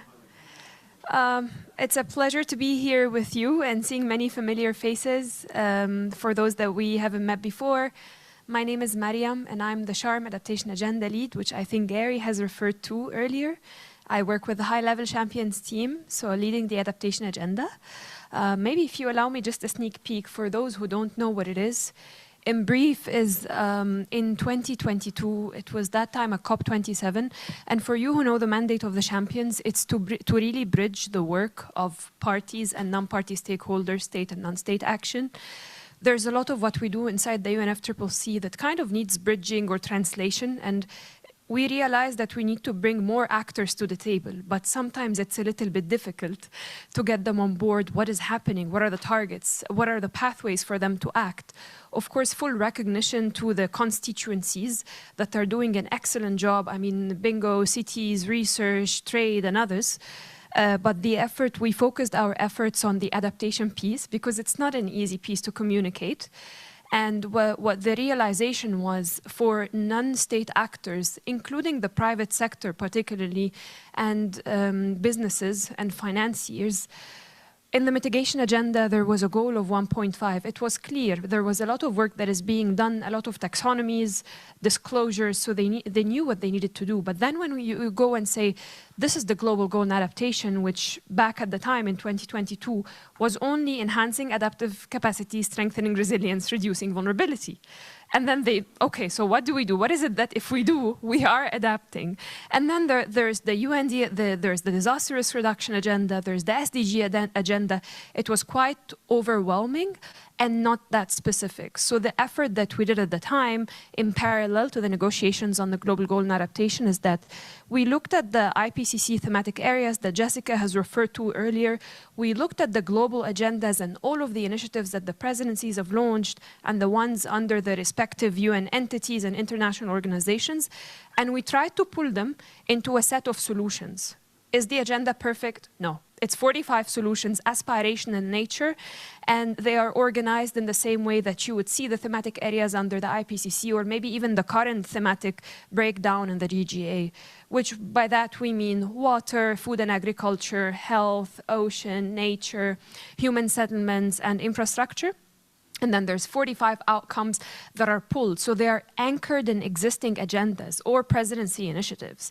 And then we put them together, organize them as a set, recognize that finance is a key enabler and policy is a key enabler. And we have set some aspirational targets. So, and it did help. I mean, we had organizations such as, the World Business Council on Sustainable Development, cities, the cities networks and others say, okay, we recognize this is not perfect, but it's very helpful. It has maybe for the first time showed us the spectrum of action under adaptation, what it looks like, and what synergies exist with existing agendas. And there has been some guidances which have been developed, either from the finance perspective or the business perspective. We just launched with WBCSD, the World Business Council on Sustainable Development, among others as well. We launched a guidance for businesses on how to interact with the national adaptation plans. And so we're seeing momentum. And of course, by that, we do not assume that the private sector is a panacea for the adaptation piece, but it was necessary to bring everybody to the table. And again, we do not only only focus on private sector. It's just the latest piece that we did, and it's one of many areas of work that we work on, but this is what came to mind as I'm standing before you. Of course, we work very closely with IUCN and ICLEI and many of the UNEP and many of the organizations in the room, and of course GIZ and others. And yeah, I think I'll wrap up my story here. And Gary, of course, have just referenced some of our work. And I would like to turn to our next panel in continuation of the one that Ali has just led. And it really deals with demonstrating impact and scaling solutions. So really understanding what works, why, how can we move forward, and what are the implementation barriers. And I think Jessica has already articulated from the IPCC report the intensifying impacts, the growing gap in implementation as risks are increasing. So today particularly we want to spotlight, for the purpose of this panel, what are some of the good or best practices and the successful case studies of EBA from different regions? How can they be replicated and embedded into planning and implementation? And more so, how can we bridge the gap between research and practice so that we can accelerate the uptake of those solutions? We'll also explore the latest research and innovation on what makes the EBA interventions effective across different ecosystems and to strengthen the monitoring frameworks. So delighted to be joined by an expert panel, and I would like to introduce them. I see one of them far at the back, and that's the first one I'm starting with, and that's Dr. Animesh Kumar. Animesh is the head of the UNDRR office in Bonn, and he leads the UNDRR's global portfolio on climate action and comprehensive risk management, disaster data, and monitoring of the Sendai framework, but also the relevant SDGs and early warning system for all. Animesh, it's a pleasure to have you. I hope you are able to make it to where your seat is. It's very tight right here. But also worthy mentioning, I mean, Animesh, and just like the other panelists, have impressive profiles, but it's worthy mentioning that he has served as deputy head in different regions. So he brings a rich regional perspective from Africa and Asia Pacific, and he has played many other roles and capacities. We're very pleased to have you. And then we're also joined by Matthias Bertram, is the project manager of the BioClim project at the GIZ, the Z's Environment, Climate Change and Infrastructure Division in Bonn, and he currently supports the German Ministry of Environment in international climate and biodiversity negotiations, and his particular focus is nature-based solutions, including ecosystem-based adaptation, and of course he has previously done many amazing things in that space. And then we also have Frédéric Thomas, and I hope I pronounce it correctly, and Frédéric has been the director of Sokodevi in Senegal since 2021, leading major projects funded by Global Affairs, Canada and Quebec's Ministry of International Relations, including Naturel. And that's a 20 million Canadian dollar initiative focused on mangrove conservation, including governance and economic empowerment of vulnerable community. And her background is strong on finance and international development. It's very pleased to have you, Frederica. And I think we don't have Ulrike in the room, or do we? We do. Okay, there has been a miscommunication then. So hi, Dr. Ulrike Kraus is the program manager for the Climate Change Program and EBA facility. You're a German St. Lucian national, and you're bringing over 25 years of experience in natural resource management, and you have a strong focus on climate change adaptation in the insular Caribbean since 2014. We're very pleased to have you on board. So thank you all for joining. Very excited to hear your perspectives. And let's start with the first round of questions. And we'll mainly focus on what works and why in EBA. So expecting around a 3-4 minute intervention from every one of you. In order of introduction, I would like to start with Dr. Kumar. You play a role in the custodian agency for the Sendai framework and the relevant SDGs. Could you highlight some of the data-related challenges that you are facing for ecosystems, and what is the UNDRR doing about it? Thanks, Miriam, and please don't call me Dr. Kumar. Animesh is good enough. And for all those coming outside Bonn, welcome to Bonn. Hope the first week was very good for you, for all of us in the SPs, and looking forward to more substantive discussions, in particular the global goal and adaptation, which is so much high on the agenda for all of us. So I have a few slides, perhaps it's on the screen. What I would highlight in terms of response to the question, like as the custodian of the Sendai framework, we do have the obligation to support governments in terms of collecting good data for them to be able to report, not only for Sendai framework, which is an intergovernmental framework, and SDGs, but also ensure that data is applied for policy in the respective countries. Unfortunately, I would start with a slightly somber note that we don't have enough data. I mean, that's where we are starting from. And around 20 years ago in the disaster risk reduction community, we were flagging a slogan that what you cannot manage, what you cannot measure, you cannot manage. And over the last 20 years, unfortunately, we have mastered the art of managing without measuring because we don't have good data. Where we have good data, it's not granular enough. It's not localized enough. It doesn't give us the full vulnerability of sex, age, disability, income, hazard, and so on.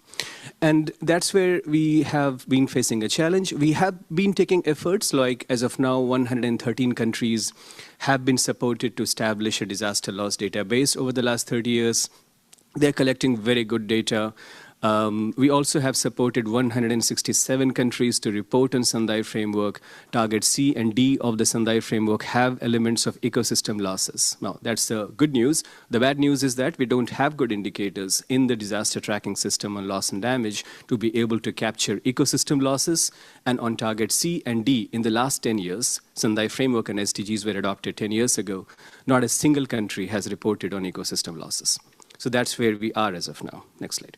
So what we're doing recognizes in these challenges is, one, to understand where the capacity gaps are and where the capacity needs are. And we have now just launched 2 weeks back. Some of us were there in Geneva at the Global Platform on Disaster Risk Reduction. We have launched a new generation disaster tracking system, which will bring together different elements of losses, and in particular focus on slow onset events, non-economic losses, which have remained a bit of a gap, and within that, ecosystem losses as well. This has been really in big demand. Some of us who are very active in loss and damage space would be aware of a survey that was conducted a few years ago on Santiago Network, which we now host. And we found that data is the big demand from all the countries. That's a starting point. It's a foundational for many of the work that follows. We also, under Global Goal and Adaptation now, target this fourth target of GGA focuses on ecosystem resilience, and there is a very specific element of capturing losses of ecosystem and biodiversity. If we don't have the right indicators, we really can't capture it. So this data system actually will be able to enable countries, one, to transition from the current database, which we hold in 113 countries, to the new one, and capacitate other countries as well to establish these systems. One of the things which we're doing is to focus on ecosystem losses because we really recognize that this is a clear area of gap. Next slide. So in partnership with UNEP, in partnership with UNU EHS here, we have been working to develop what we call as the framework for assessing climate and disaster-related losses of biodiversity and ecosystem services. It used to be called as Frameless till 2 months back. Now we are calling it Frame Eco. Now, Frame Eco is a mechanism, is a framework that's trying to see what exists. We're not starting from the scratch, we know that. It's just that people don't have access to the right data and matrix. So this framework would actually bring them together and try to provide some level of understanding to the countries, which is the starting point now that we will capacitate further in moving forward in capturing these systems more systematically, building upon what exists, including in the world of natural capital accounting, SIA, and so on.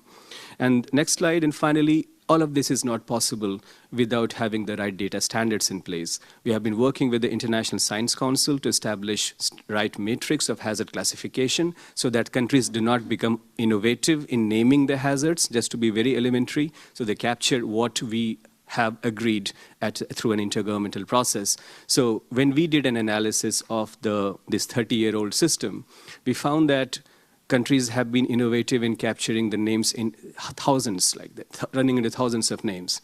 And now we have classified them. There are 302 hazards, still a long list, but yeah, it captures the whole ecosystem.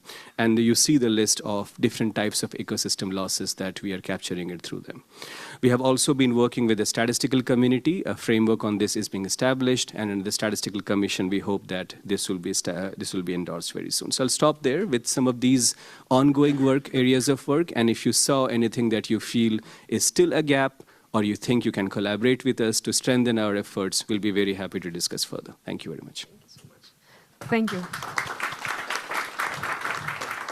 Thank you, Animesh. Very clear and very helpful. I mean, with clear links with the synergies, and I think the entry point that is capacitating countries, I think it has been key, and everybody has been talking about it in the GGA. At least from a developing country perspective, capacity is much needed in that space. So thank you very much for that. And I'd like to turn to Friederike and really to learn from you. You have been working on the ground, and there are how do these global lessons translate on the ground based on your work in countries like Senegal, for example, and what have been the key ingredients of success in EBA implementation? Over to you. Thank you. And I want to say thank you for inviting me to this panel. So before I answer, I just wanted to give a brief introduction to SOCODEVI, my NGO. So SOCODEVI is an international Canadian-based NGO with headquarters in Quebec, Canada, but with projects in about 20 countries in Latin America, Southeast Asia, Africa, and also Ukraine. And it supports and empowers cooperatives as driving forces for sustainable and inclusive socio-economic development to improve living conditions of families around the world. And we support mainly initiatives that create a positive environment impact, and also the conditions for women to really be driving actors in their communities. So I was really glad that in the first panel they talked about cooperatives and their roles, because we use cooperatives for positive environment impact. So next slide, please. So what would be the key for successful EBA implementations according to our experience at SOCODEVI? I think that you have 4 of them here. So solutions that come from local communities, affordable and cost-effective actions, self-funding, and also adequate and inclusive monitoring and governance body. So solutions supported by local communities. In general, we use traditional indigenous solutions, but the communities have to be really actors. Since the creation, the planning, the local communities have to come up with their own solutions. That we act as facilitators. We know that solutions can evolve to adapt to context changing, but it really has to come from the communities. Otherwise, there's less appropriation, less ownership, and less sustainability. Affordable and cost-effective solutions. We worked a lot with cooperatives and work a lot with bodies that come up with self-financing. We really work SOCODEVI with the cooperatives so they can create products and also services to the communities that can help finance the solutions that we create with the local communities. This is really important because if we want, once the project has ended, for the communities to continue to implement those actions, they really have to come up with their own way of funding these actions. Adequate and self-funding coming from the community also. It ensures their participation, it ensures their support, their commitment. For example, in our project Naturel, the restoration and all the reforestation and the assisted natural regeneration is done by the community. They come up with some kind of money so they can do it, and then it gets more, we have more commitment from the population when they put in their money as well. And lastly, the adequate and inclusive monitoring and governance body. So we use the cooperatives to do that. And we think the cooperatives is a good channel because we have participation and viewpoints from all stakeholders. When you have communities, cooperatives, sorry, the involvement and active participation of all relevant stakeholders is considered throughout the process and is a key success factor. And this includes all stakeholders, such as farmers' organizations, civil society organizations, thematic interest groups, administrative and technical research institutes. And we think that cooperatives in this matter because of its principles. So one of the principles is commitment to the community and sustainable development, but also its values that foster a great communication between the members, the community, and also the environment is a great channel to make sure that you can monitor and you can govern natural resources in a responsible manner. So we have 2 examples of what we're doing. So this is the coastal protection system in Senegal with the EPI Maltais. So this is a local solution that came from the south of Senegal that we brought up to the center of Senegal. And because it was local, it was cost effective and it was affordable. It was a great success for protection to the coast of Sine Saloum. And the next one, it is another, next slide. Yeah, is another example from an NBS and ABA approach that we implemented in Morocco, and it's held also by cooperatives for lichen harvesting, involving cooperatives and members in assessing production potential and defining guidelines to regulate and limit harvesting while respecting the environment. So we think that local solutions, affordable solutions, self-funding actions, and also the role that cooperatives can play in governing natural resources and also monitor the action of its members and the environment are key factors for EBA implementation. Thank you.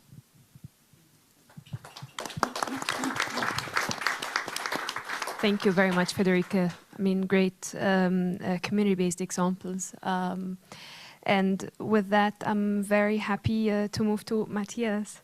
And Matthias, the GIZ network works worldwide with a network of EBA projects, and you have a global reach. So would like to hear from you on the success factors for implementing and scaling up the EBA projects and what really made them work. Over to you. Yes, thank you very much, and thank you very much for this invitation to the panel.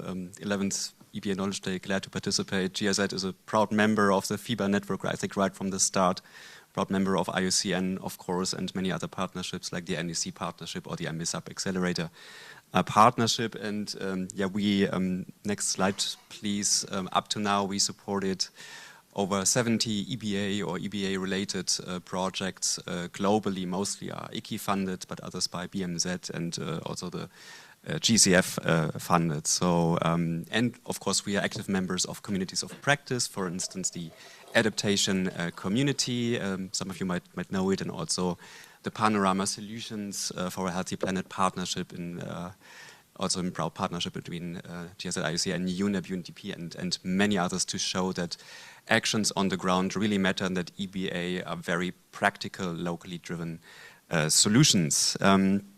Let me build a little bit on the presentation from Giovanna from Costa Rica and my dear friend Astrid Michels from GIZ.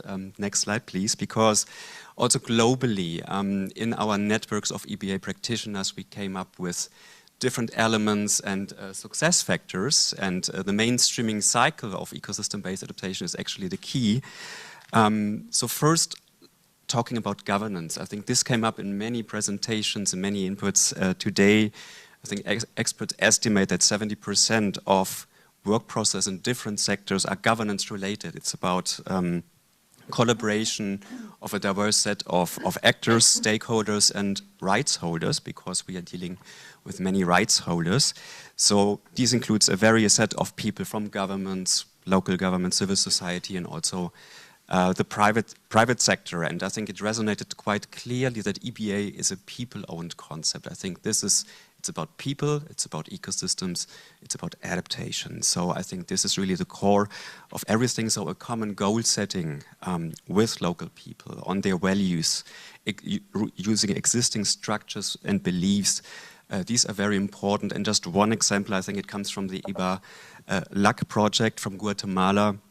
is where the inclusion of local cosmovision and indigenous ancestral practices from the Maya into the integration of EBA measures was a very important foundation building on transgenerational submission of knowledge. I think this is important to think about intergenerational equity on how to maintain the knowledge, but also using entry points like self-sufficiency for food security, participation of women, very important, and land tenure recognition. I think these are very powerful enabling factors to make EBA on the ground happening, even though it might not be called EBA on the ground. I think this is also very important. Another important aspect is multi-level approaches. They are important for efficient policy making and coherence. So this includes institutional arrangements with clear roles and mandates, integrated policy approaches of climate and environmental concerns. And I like actually this, if we now go to the next slide, yeah, there we have it, the governance. And there's also the nice manual on indigenous practices from Guatemala. I personally like this, what is a little bit like a Rubik cube that you can really twist into certain directions, because it shows the interconnectedness between national, local and regional level, but also different sectors. So we are navigating with EBA in this kind of field. So it's very important to bring sectors from different levels on board, depending on what your entry point is, maybe agriculture, fisheries, tourism or forestry, for instance, or very important infrastructure, combining green and gray infrastructure is often the reality when it comes to resilience building. So intersectional coordination is very key. Then the next slide, please. Yeah, on the enabling environment. This is very crucial to look into planning and making use, and this was a lesson learned from many of our projects and practitioners on the ground, making use of that EBA mainstreaming cycle. So looking into first, who are the stakeholders? What is the social, ecological, and also the economic system? What are the climate risks? What are disaster risks? Because they often go together. So to a solid vulnerability and risk assessment is quite key. And we were happy as GIZ also to working together with our colleagues from United Nations University and also OIRAC on setting up the source book on vulnerability risk assessment, which is quite commonly used. Also cooperation with local knowledge holders in science is very important. Traditional knowledge bearers, holders, but also local universities, because they can really also maintain when it comes to monitoring and evaluation. They can support local actors on this. Then financing was mentioned quite prominently, so I won't tackle it too much. Of course, it is important to increase financial flows from public and private sector. Financial instruments, they have been already mentioned by our dear colleagues here. They are manifold. I think it's very important to looking into bankable EBA projects. We had one example from the Philippines, where a community of practice on EBA was established. And we supported them on proposal writing for local funds and national funds. They have like I think it's called the National People's Survival Fund. So the entry point is adaptation. And I think also risk reduction, and now the L&D discussion, of course, is gaining more speed. Or we have examples in Peru where it was possible to align with the ministries not only of environment but also finance in integrating ecosystem services into public investment schemes, although we all realize that public resources are getting scarce. So, and business, very important. One example is one project, IKI funded, where GIZ is supporting Mexico and the tourism sector. It's called Adaptur, where a public-private cooperation was set up where stakeholders from the tourism sector, companies, entrepreneurs, associations, foundations, they have a sincere interest in maintaining ecosystem because this is the asset, this is their business model, bringing them together with social sector, CSOs, communities, academia, to make the business case for EBA and using the tourism sector as an important entry point. And then, of course, finally, verifying results and benefits. I think this was already clearly mentioned. We need sufficient proof that well-managed ecosystems, they can protect communities. I think science is clear on that, but measuring the effectiveness and tracking the contributions of EBA to local subnational level, yeah, this is key. And there, I think we have some challenges because our EBA interventions are project-driven. So mostly they run for 3 years, maybe 5 years. So it will be able for us to track activities, to monitor even the outputs like hectares restored or hectares conserved. But tracking really progress on resilience, on how adaptive capacity has been strengthened, this is rather a longer-term exercise, more looking into outcomes and impact. So I think Iki did a great job in the second generation EBA projects, large scale, bigger in size, but I think it would be very important to have longer term interventions. Let's talk about 10 years maybe, or out of the box, even 20 years, not talk about projects, but talk about interventions. So I think this is a very important lesson learned from our projects in order really to make the case for resilience and adaptive capacity. I think many of those messages are also part of our joint publications also under the FEBA network, why working with nature pays off, and also the FEBA guidebook on monitoring and evaluation gives very useful resources and guidelines how to track and monitor progress. So thank you very much. Thank you very much, Matthias, for those insights from an applied level. What really struck me, if you allow me, is two things. The last one is the programmatic approach, or the longer-term approach rather than project-based.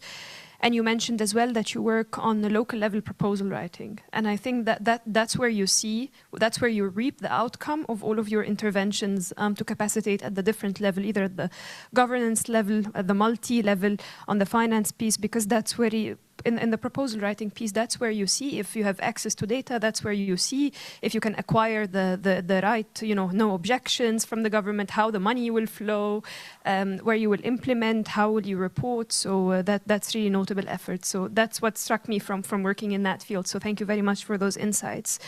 And I would like now to move to Ulrike and all protocols observed, of course, on titles, and find out from you. So you bring more than 25 years of experience in the field, really.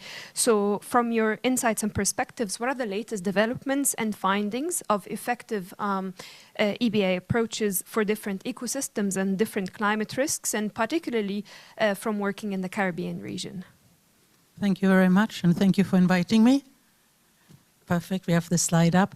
So maybe first by way of introduction, for those who don't know the Caribbean Biodiversity Fund, we are a regional conservation trust fund, funding projects in the Caribbean and initiatives rooted in an endowment fund. I had the EBA facility, which is an ICI project. It started in 2016, so we have quite some time to develop that, and we give grants directly to eligible organizations. So that's a little bit of background you should know when I talk about innovation and success factors. One of our mantras has always been that we want to tackle the root causes, and that is true, and that holds true.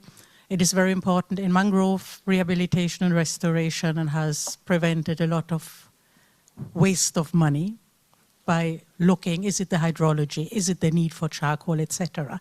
But that concept fell completely apart with the high ocean temperatures that caused massive coral bleaching and coral death in 23-24. We cannot attack those root causes. So we had to do something else. And what we are doing now is mapping the few survivors, turning the vice into a virtue. If you have 95% of coral death, the 5% that survive are basically super coral. So we try to map them. We try to sample strategically from colonies that are at least 800 meters apart to have different allelic diversity, and then propagate them. In terms of propagation, there are a lot of valuable methods out there, and they're very context specific. You see there a beautiful example from the Dominican Republic, who have a land-based high-tech facility where they can remotely from their homes control the composition of the light, the temperature, everything. Perfect for selection, expensive to set up. In the center you see very cheap and simple rope nursery in situ. Those particular ones in St. Vincent in the Grenadines survived Hurricane Category 5 barrel last year. The eye passed over them with virtually no damage at all. Very cheap and easy to set up. I asked the people in Haiti when I went diving with them just last month why they still use the old A-frames and not ropes. And my partner said they would get stolen for construction, fisheries, and tying fishing boats. We use the A-frames, we put them a little deeper. They don't have diving equipment, they can't steer the rebars. So it is very local specific. And the last picture, BioRock enhances growth speed. Grenada has been pioneering that. So there are a lot of useful techniques out there. Next slide, please. The goal remains the same. It is enhancing genetic diversity. And there are, again, different approaches. We can assist sexual reproduction by increasing the frequency and, and the survival, especially in those land-based structures, to have more genetic diversity and then outbreed. But we can also look for allelic diversity. The land-based structures have the advantage we can specifically stress them, the surviving gametes, breed for higher temperatures, and we also sample for some of the disease-resistant germplasm because we have the stony tissue culture loss disease on some species. And then the outplanting has to be strategic too. It is very easy to grow some of the staghorn elkhorn corals in nurseries, but if you just outplant them, your survival rate is relatively low. When they reach sexual maturity, they cannot reproduce unless it's a genetically different line. So we have to put within sort of 8 to 10 meter radius, at least 2 or 3 different lines to have anything useful and sustainable. And where we want to move now, because in some of our smaller islands, we actually have no more staghorn coral left after the bleaching. We want to work on assisted gene flow, which basically means moving those coral lines from one island to the other. There are CITES considerations, there are sanitary considerations, there's Nagoya and ABS. So we're struggling with that right now, but that's where we are looking for. And we're already thinking about scaling up once we've rescued those populations. And the last picture you see there is a pioneering project in Jamaica that we are funding with the University of West Indies and Seascape. Very, very cheap system with little plastic rings that I think come from the textile or curtain industry, and you put little nubbings on them and can mass produce them in no time. Very easy. Thank you very much.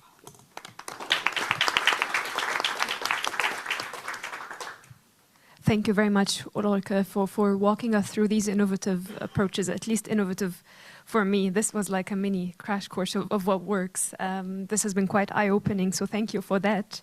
So we wanted to take questions, but we need to move to the second round of questions. So please, if you have a question, hold on to it until we get the final set of reflections, and then we will come back to them. So thank you very much for this first segment, really, of the panel. I'll give you a couple of minutes, each of you, to really reflect on the implementation barriers that you have experienced and how to enhance the effectiveness of some of these interventions.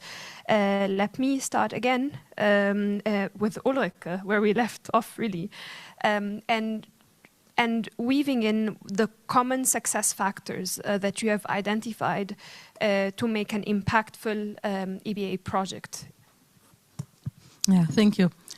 I think the first thing we have to realize is one size does not fit all, even if we look at common factors.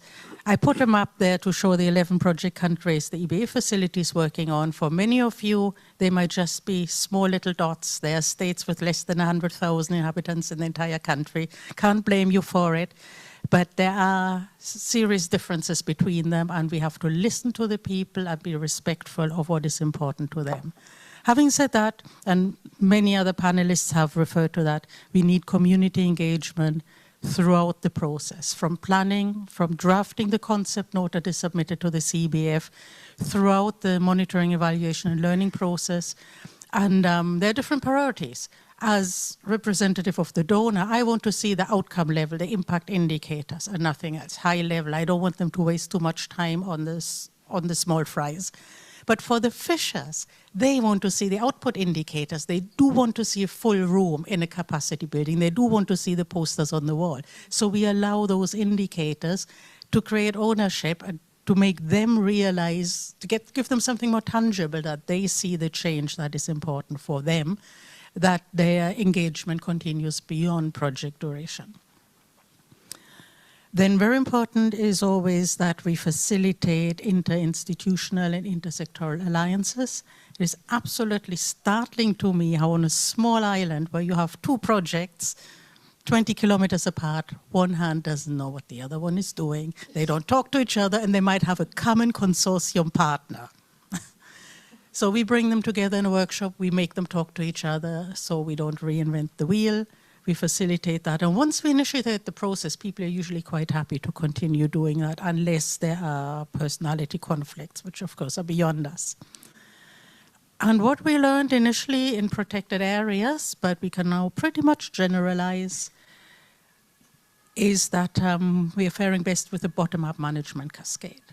We start proving that something works with our grantees. They take it up from the good practices to the policy, to the regulation. A regulation on paper that doesn't have any proof on the ground will not get implemented on our islands. So we are scaling from successful local governance to the national level. That's pretty much where we are now. And sometimes we even go through a utility company or somebody who actually picks it up and rolls it out before it goes to the government offices. Of course, we would like to go beyond that to the regional level, to the COPs, etc., especially for the sister gene flow. That is a clientele we're looking at and haven't quite reached yet. Next slide, please. Yeah. And as I already mentioned, we have to be location and context specific. We have to consider not only biophysical, but also socioeconomic factors. Think about the purpose, and the stakeholder group is not homogeneous. There might be different priorities within the group, and then we have to cater for all. And we have to think about what I call the influence and interest matrix in rich to reef projects. If you have a 2-acre smallholder mixed farmer in the watershed, high up on the slope, that is a completely different farmer to 2-acre mixed smallholder farm in the same watershed 5 miles down. Because the one up there has a lot of influence what happens in the lower watershed, depending on how that person controls erosion or doesn't, fertilizes, etc., and has very little interest what happens in the bay. The farmer down there has a lot of interest because that's where his or her farm is, but very little influence what happens in the upper watershed. So when these people come together, statistically they're identical, but they're very, very different stakeholders to deal with in terms of motivation and in terms of needs. So we have to be sensitive to that, and it is a constant adaptation and learning cycle, an exchange of lessons, mutual learning. And when we close a project after 3 years, we want to leave behind stronger local institutions, empowered communities, and enduring networks of learning and support that last beyond our project. And I want to thank at this point our donors for giving us the flexibility, the ICI and KFW, because we often went to them and said, this will not work in the Caribbean. And they trusted us and they gave us the freedom. And yes, some things didn't work even with our ideas, but a lot of things did, and we're on a good cause. Thank you.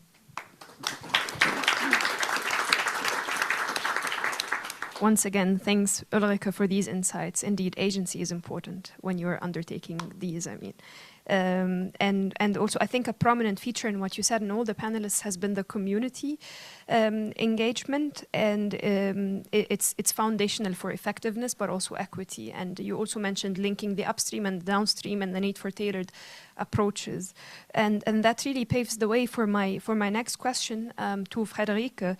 And it's really about what your experience has been in integrating local and indigenous knowledge into EBA, and how can this strengthen both the effectiveness and the equity. So over to you. Thanks. Yeah, so I'm going to talk about our experience with the project Naturel, which is in Senegal. And the ultimate goal for this project is enhancing climate change adaptation for women and their vulnerable communities living in marine protected areas in Senegal. And so we do have like 3 different actions, like we implement NBS for protection and conservation of mangroves. We try to do a more inclusive and equitable governance of natural resources because men are mostly the one managing in management committees and not women or their vulnerable communities. And also we increase the economic benefits of conserving those mangroves. So what we did is first we did a study of all indigenous knowledge and also sacred rituals, and we, since the beginning and the creation and the planning of the concept note, we had local communities involved to make sure that we could have a mapping of all the indigenous local knowledge that would be useful for protection and conservation of mangroves. And so these studies, what we found in the studies were implemented in what we call the natural resources management mechanism. So they have land use and management plans for marine protected areas, and we have used sometimes sacred rituals to put in those management plans. For example, to ban fishing. Some places they cannot do fishing because these places have to be nurseries for fish to reproduce, and so they use totems. They use things that people won't go further because they know that it means something. And so these are the kind of the things that we have embedded in the management plan, so people would really follow what they had come up with as areas, and also in management and monitoring committees. And one of the interesting thing in Naturel is that we work in 10 marine protected areas. 5 of them are mixed, government and communities, and 5 of them are 100% community managed. And we have more success in the community managed areas because the communities are engaged, and these are the ones that they realize that they have to take care of the biodiversity, they have to take care of the natural resources because the economic livings they are embedded with conservation. And so this is one of the mechanisms. The other one is also using the cooperatives as economic and inclusive and governance body, as I was saying before. Because there is a social and collective entrepreneurship around cooperatives. So the members, they need the natural resources, they need the nature, and the nature needs them. So they really do the development of their economic activities in harmony with the nature, And also one of the principles of cooperatives is sharing the knowledge. So because it's a principle, all the members, they have this how would I say it in English? Anyway, they have this state of, sharing knowledge. And so it was a channel for us to really bring indigenous knowledge to all the communities and all the members and everyone to be sharing it so they could also respect it. Yeah, thank you.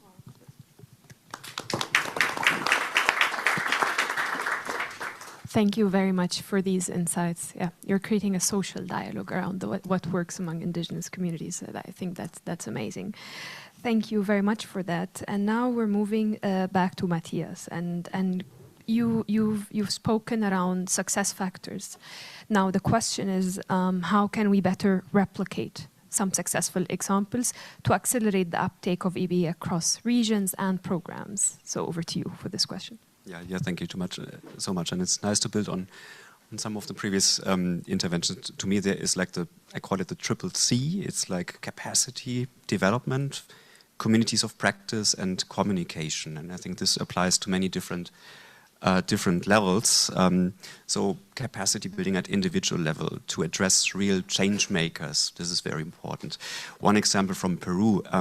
Back then we supported trainings on EBA that involved the Ministry of Planning and Finance, for instance, in the discussions. Unfortunately, that government changed, so also people moved. So this is why it is very important to look at the organizational level as well, to go from individual change makers also to organizational levels, from government institutions, but also associations and also communities.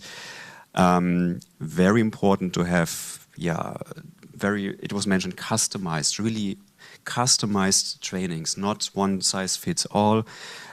So we supported several customized trainings on EBA, from mountain ecosystems in Central Asia to Atlantic forests in Brazil, to ridge to reef approaches in the Philippines or Grenada. I think this is very important to start from the ground and address capacity building on EBA, understanding the local environments. Standards, guidelines, and manuals, they are available. There are plenty of them. They need to be better disseminated and used. One example, I think, are the CBD voluntary guidelines for ecosystem-based approaches to adaptation and disaster risk reduction. I think the latest CBD COP decision from Cali also refers to them. They need to be actively used, not only by CBD people, but by UNFCCC people. And they are also in the revision process at the moment. Other examples are risk assessment methodologies. They are around. Method navigators on M&E, they should be used. Many people don't know them, so this is very important to make them known. Setting up communities of practice organizations is key, ideally using what is on the ground. Those could be watershed committees, associations, research and knowledge networks. One example is we supported setting up a national EBA community of practice in the Philippines. They acted as multipliers. They integrated EBA into curricula of universities. A society of environmental engineers was very engaged, coming from the grey infrastructure to look into the green. Other examples are EBA communities of practice in South Africa, where you bring different people from government, from local level together, and supporting also setting up the NAPs, for instance.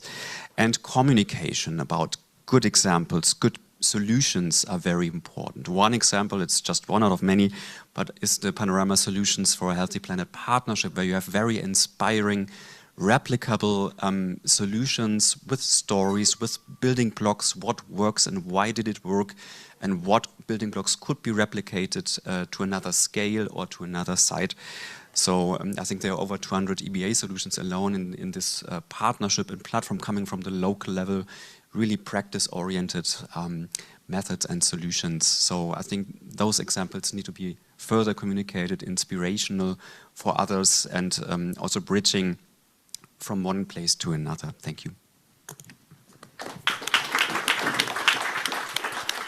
Thank you very much for those reflections and the 3 C's. And yes, I think I agree across the spectrum of the work on adaptation, there's a lot of guidance. But then I came up with the 3 A's now, inspired by your 3 C's. It's like their accessibility, their applicability, and adaptiveness to local context. So thank you for that, and thanks for the inspiration from everybody in the panel. And I think now we have a few minutes, if you allow me to take a couple of questions from the floor and online as well. I know we are joined by participants online, so please raise your hand if you have any question to the panelists, or reflections maybe. Okay, we have 2 questions here. Let's start with the one at the back. Please, okay. Astrid, let's go to Astrid first. It's more a reflection for me. And I'm coming back to the role of water and climate change. And we heard it, I think it was Gary who mentioned it, with the people, with the vulnerable people living across or along the river, and how important and how affected they are by inundation. So what I'm trying to say is, and we heard it with Ulrike, sea to source, source to sea, right? Like, what can I do if the farmer up there is contaminating in the watershed? So my reflection is, and it's something that I'm seeing in the 3 countries that I'm working, water is super important. Considering the water dimension, water security is also crucial for effective EBA. Thank you for the reflections. I think cannot agree more. We had yesterday an event on adaptation, and both the water community and the water community, nature community, and the cities community underscored the exact same. So the urban water security, or water security in general, so fully in line. Let's move next. Thank you to our panelists. We've talked a lot about capacity building, and in this room we recognize that it's important. Ulrike said something that kind of anticipated my question. I would say that the stakeholder groups are not homogeneous, and within the groups there are different priorities and different motivations. So what I was going to ask among the panelists for the projects that you've highlighted, because for this session you're talking a lot about working with communities, how are you building capacity and how are you translating this very technical environmental knowledge and making it accessible for community members, but also not just community members, other stakeholder groups, finance, for example, and with the presentation that Gary shared also for mental health practitioners. So just really thinking about, broadly speaking, how do we translate the work that we do for a diverse audience, and how much do people need to know, broadly speaking, to be able to be on our side? Thank you very much. Maybe we can take two more, and then we turn to the panelists, please. Thank you also from me. I have a question for Frédéric, and it kind of is maybe a local materialization of what Wendy said, if we talk about different motivations and different stakeholders. First, I wanted to know, do you work with the cooperatives that are there, or do you actually establish them? And how do they maintain themselves over time? But the other one was, I think it was very convincing how you kind of can convene and create platforms and spaces for mitigating different interests in the same communities when you can convene the stakeholders. But often, and that we have also seen with successful EBA community projects, the danger lies beyond the borders. So there are external actors who then do not comply with the management plans and have a lot of power or leverage. So have you experienced that? And what is your risk or mitigation strategy, or simply just your way of dealing with that? Thank you. Thank you. One more question. Thanks very much. Excuse me, I actually have two questions. One more technical for Animesh. When you talked about the framework, and we think of ecological degradation, there are just so many drivers. One is sort of every reason under the earth why there's degradation, and then there's the slow onset drivers, which would be climate related, and then there would be extreme event drivers, and I just wondered which of those three your framework covers and how you distinguish. And then more generally, I'm an economist, and I think we generally, I mean, the panel seems to agree a lot on the direction of travel with empowering local communities, capacity development, governments, good evidence, health, etc. But I wondered how important anyone thinks the economic evidence of benefits are to scale up, maybe not to convince local communities who might know what they want, but is the economics of these good investments a gap that would help more top-down the potential donors, whether small donors like philanthropies or the big ones like World Bank? Thank you very much for the questions. And I think we have a prompt to everyone on the panel from the questions or statements that we gave. Maybe I can, in the order of what we have received, I think we can start with Animesh, Frédéric, Ulrike, and then Matthias. 1.5 minutes each. Sure. Thanks. I'll take two of the points. One is in terms of ensuring inclusiveness. And I think this is an ongoing discussion also in the context of the global goal on adaptation, because there's a very specific guidance to ensure that the disaggregation of information by different categories of marginalized population is ensured. At the same time, we'll also need to ensure that the overall data ecosystem, not only just impact of climate change, but also the socioeconomic variables are also taken into account while framing our policies. I didn't get a chance to speak in the second segment, but one of the points I wanted to highlight, what will make this happen? What is the key enabler? And one of the questions I was asking myself, there's such fascinating examples of community-driven approaches. Is our policy environment at the global and national level enabling that? And the answer for me is no, because the landing spots of different global frameworks is through different institutions in the countries who don't talk to each other. And each of them is collecting their own data, implementing their own programs, looking for their own funding for actions which are so similar, whether it's early warning system, Sendai Framework Target G, GGA Target 10A, or loss and damage Paris Agreement Article 8. The same early warning system for the same community, but 3 different international frameworks. And that is where the chaos lies. And in the current world where funding is not going to increase but only decrease, we can't afford to duplicate our efforts. So coherence at the community level is an example that has been set, but I guess our policy ecosystem needs to enable that more and more as we move up. And that also then takes to the point on the second question you asked on the economics.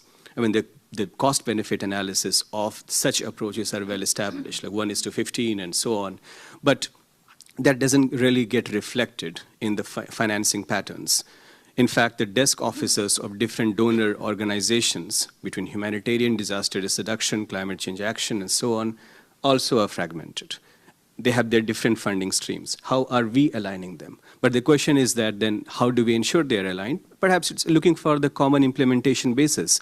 One of the slides I wanted to show in the second segment was we have done an analysis of those 45 countries that have both a DRR plan and a national adaptation plan. And nature-based solution, early warning system come up as very well reflected in the two. And these are the common basis of implementation. So once the countries have a plan, or can they co-create, can they co-implement, but when it comes to projectization, perhaps that's where we start need to come together.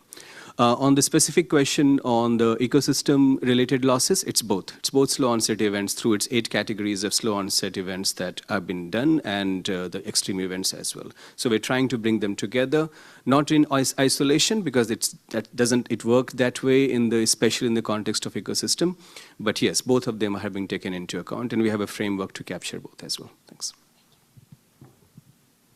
Thanks. So I'll answer one of these questions first.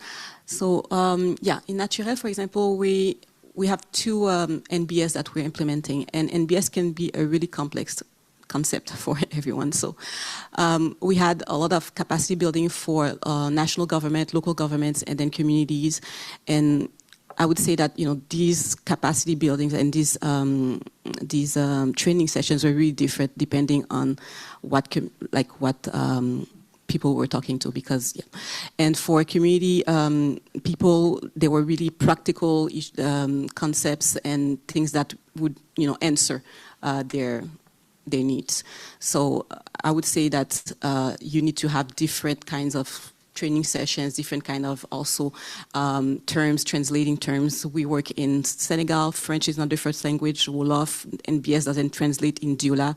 So, you need to find concept, you need to find, images, some things that relates to different people.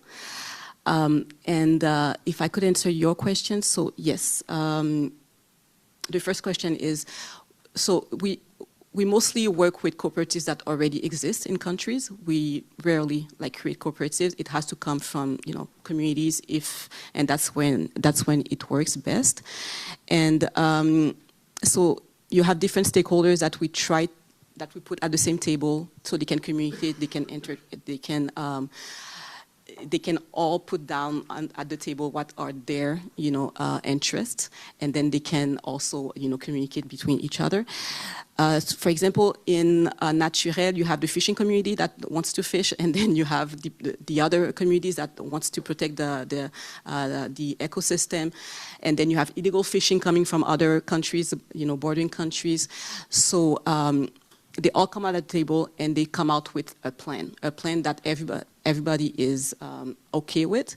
Now, some of them, they have to get incentives, because if you tell a fisherman that he cannot fish for 3 or 4 months, you have to give him another way of, getting money. So this is the kind of discussions that we have. And then for illegal fishing, that's beyond what we can do. And so that's when the government comes into place, and then they have also, policies, and they have things to come and deal with illegal fishing. But at the local community level, we try to have this conversation and this plan that everybody agrees to. And we cannot please everyone, but they have to come up with what works for them. Did I answer your question? Or maybe we could talk later? Yes, okay. Certainly. Ulrike. Okay, there were so many different questions, so I think I can give feedback best by telling you a little anecdote from a regional project, but focusing on the solution component, because it really relates to all 4 points to some extent. It was a Ridge to Reef project, and in that one community in St. Lucia, they wanted to use vetiver grass to protect the riverbank, which caused a lot of sedimentation before running out into the coral reef, fishing grounds, etc. But some people were dead against it because vetiver attracts snakes, and snakes is one big thing no solution wants to see around it. So the main grantee did not have the feet in the community well enough, but there was a small community foundation that really only deals with community matters, from women, family affairs, to church, to whatever. But they understand that particular small community. So we got another intermediary in the project, but it was helpful in that context. And slowly the early adopters liked the vetiver, and more people adopted it. The president of that little foundation, he also works for the national water company, WASCO. When he saw how effective it was, he was really there as an administrator doing the accounts and everything. His main job was with WASCO. He said, hey, this is brilliant. I take it up to the main dam we have for the country. And then his bosses saw it higher up at the utility company governance level. And so there's actually money in it because it saves maintenance. And now they're rolling it out in the whole of St. Lucia, in all the catchment areas. So again, it's an example of the bottom up, but we still think we can do more economics with it, because it's also used for extraction of essential oils and for handicraft, for weaving baskets and other things. And I think there's a lot of work that we can still do, because right now the community thinks the tourists owe them some business and have to buy what they produce. And life isn't like that. So now I try to get some more marketing people into that community to tell them, hey, this is what the tourist market wants. And this is the modern design, and try to do the baskets or whatever, or the coasters that way, and then they will be interested in buying. Yeah, very quickly on the economic case, of course, economy matters. I think you need not necessarily a business case always, but you need an economic argument for EBA, because it's about competition over resources and land. So maybe one example, one farming community in Thailand, where we had an EBA project on living weirs and river restoration, where the farmer can see now he can grow more crops, because water matters. Water availability is a key issue. So this makes a very local business case. Cost-benefit analysis, yes, or cost-effectiveness analysis, they are useful, maybe not necessarily everywhere, but for engineers, I think when it comes to coastal protection, flood risk reduction, I think there we have this clear case. I mean, mangroves are the clear business case, or coral reef restoration, even for insurance companies to reduce risks to people, businesses, and communities. So you can make that case. On local language, as mentioned before, I think you don't have to call this nature-based solutions or EBA on the ground. So really try to understand what people do, what jargon, I think jargon was mentioned, what jargon they use, adapt to it, and make it workable. And because EBA is more, it comes more from, let's say, donors or funders or governments like Germany supporting EBA, many others. So this is more donor jargon. So make it really local. Thank you very much. Thank you very much. It has been quite engaging, insightful, and very relevant panel and reflections that you have made. I've been quite privileged to moderate this, so I would like to thank you very much. And the discussions continue over lunch and over the rest of the day. So I would like to thank you very much, and I would like to hand over to my colleague Greg to provide some reflections on FEBA in focus. So Greg, you're standing between everybody and lunch. Bad place to be.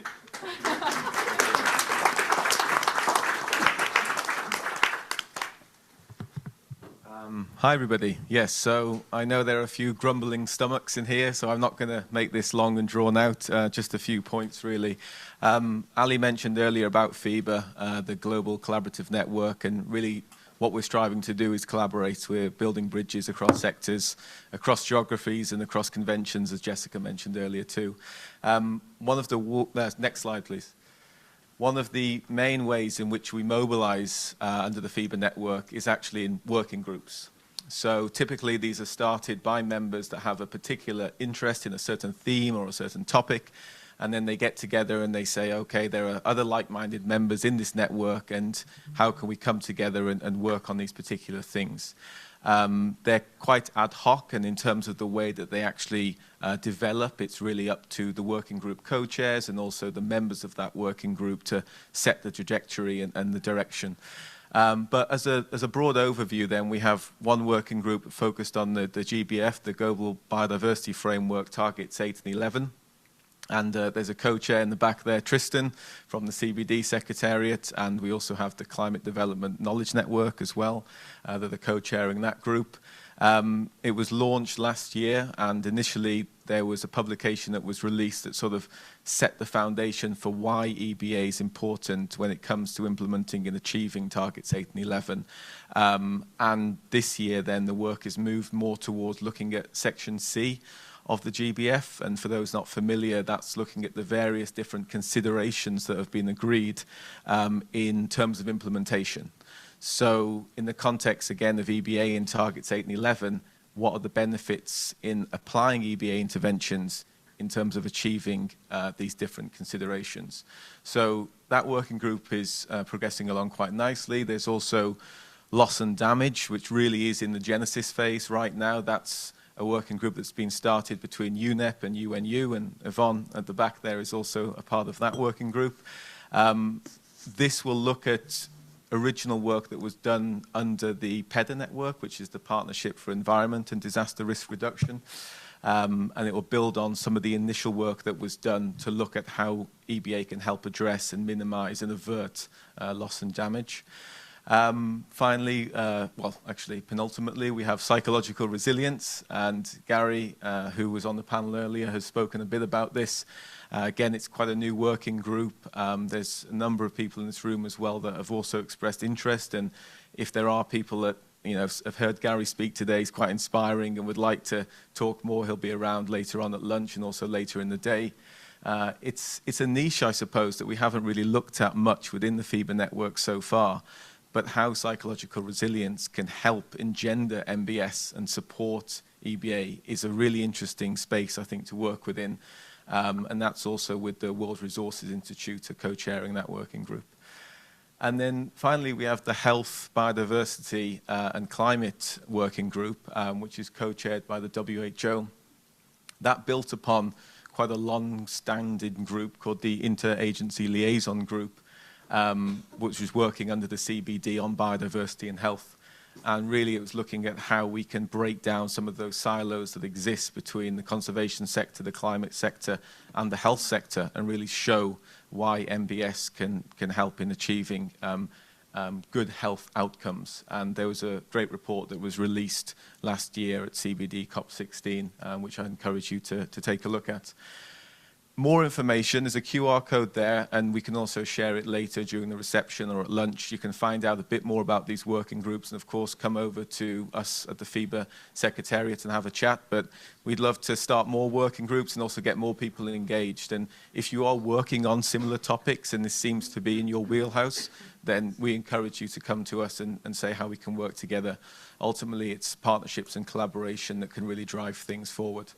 Couple of housekeeping points to finish. For those online, we will have now interactive breakout groups following lunch, so we invite you to come back and join us at 4:15 for the closing plenary.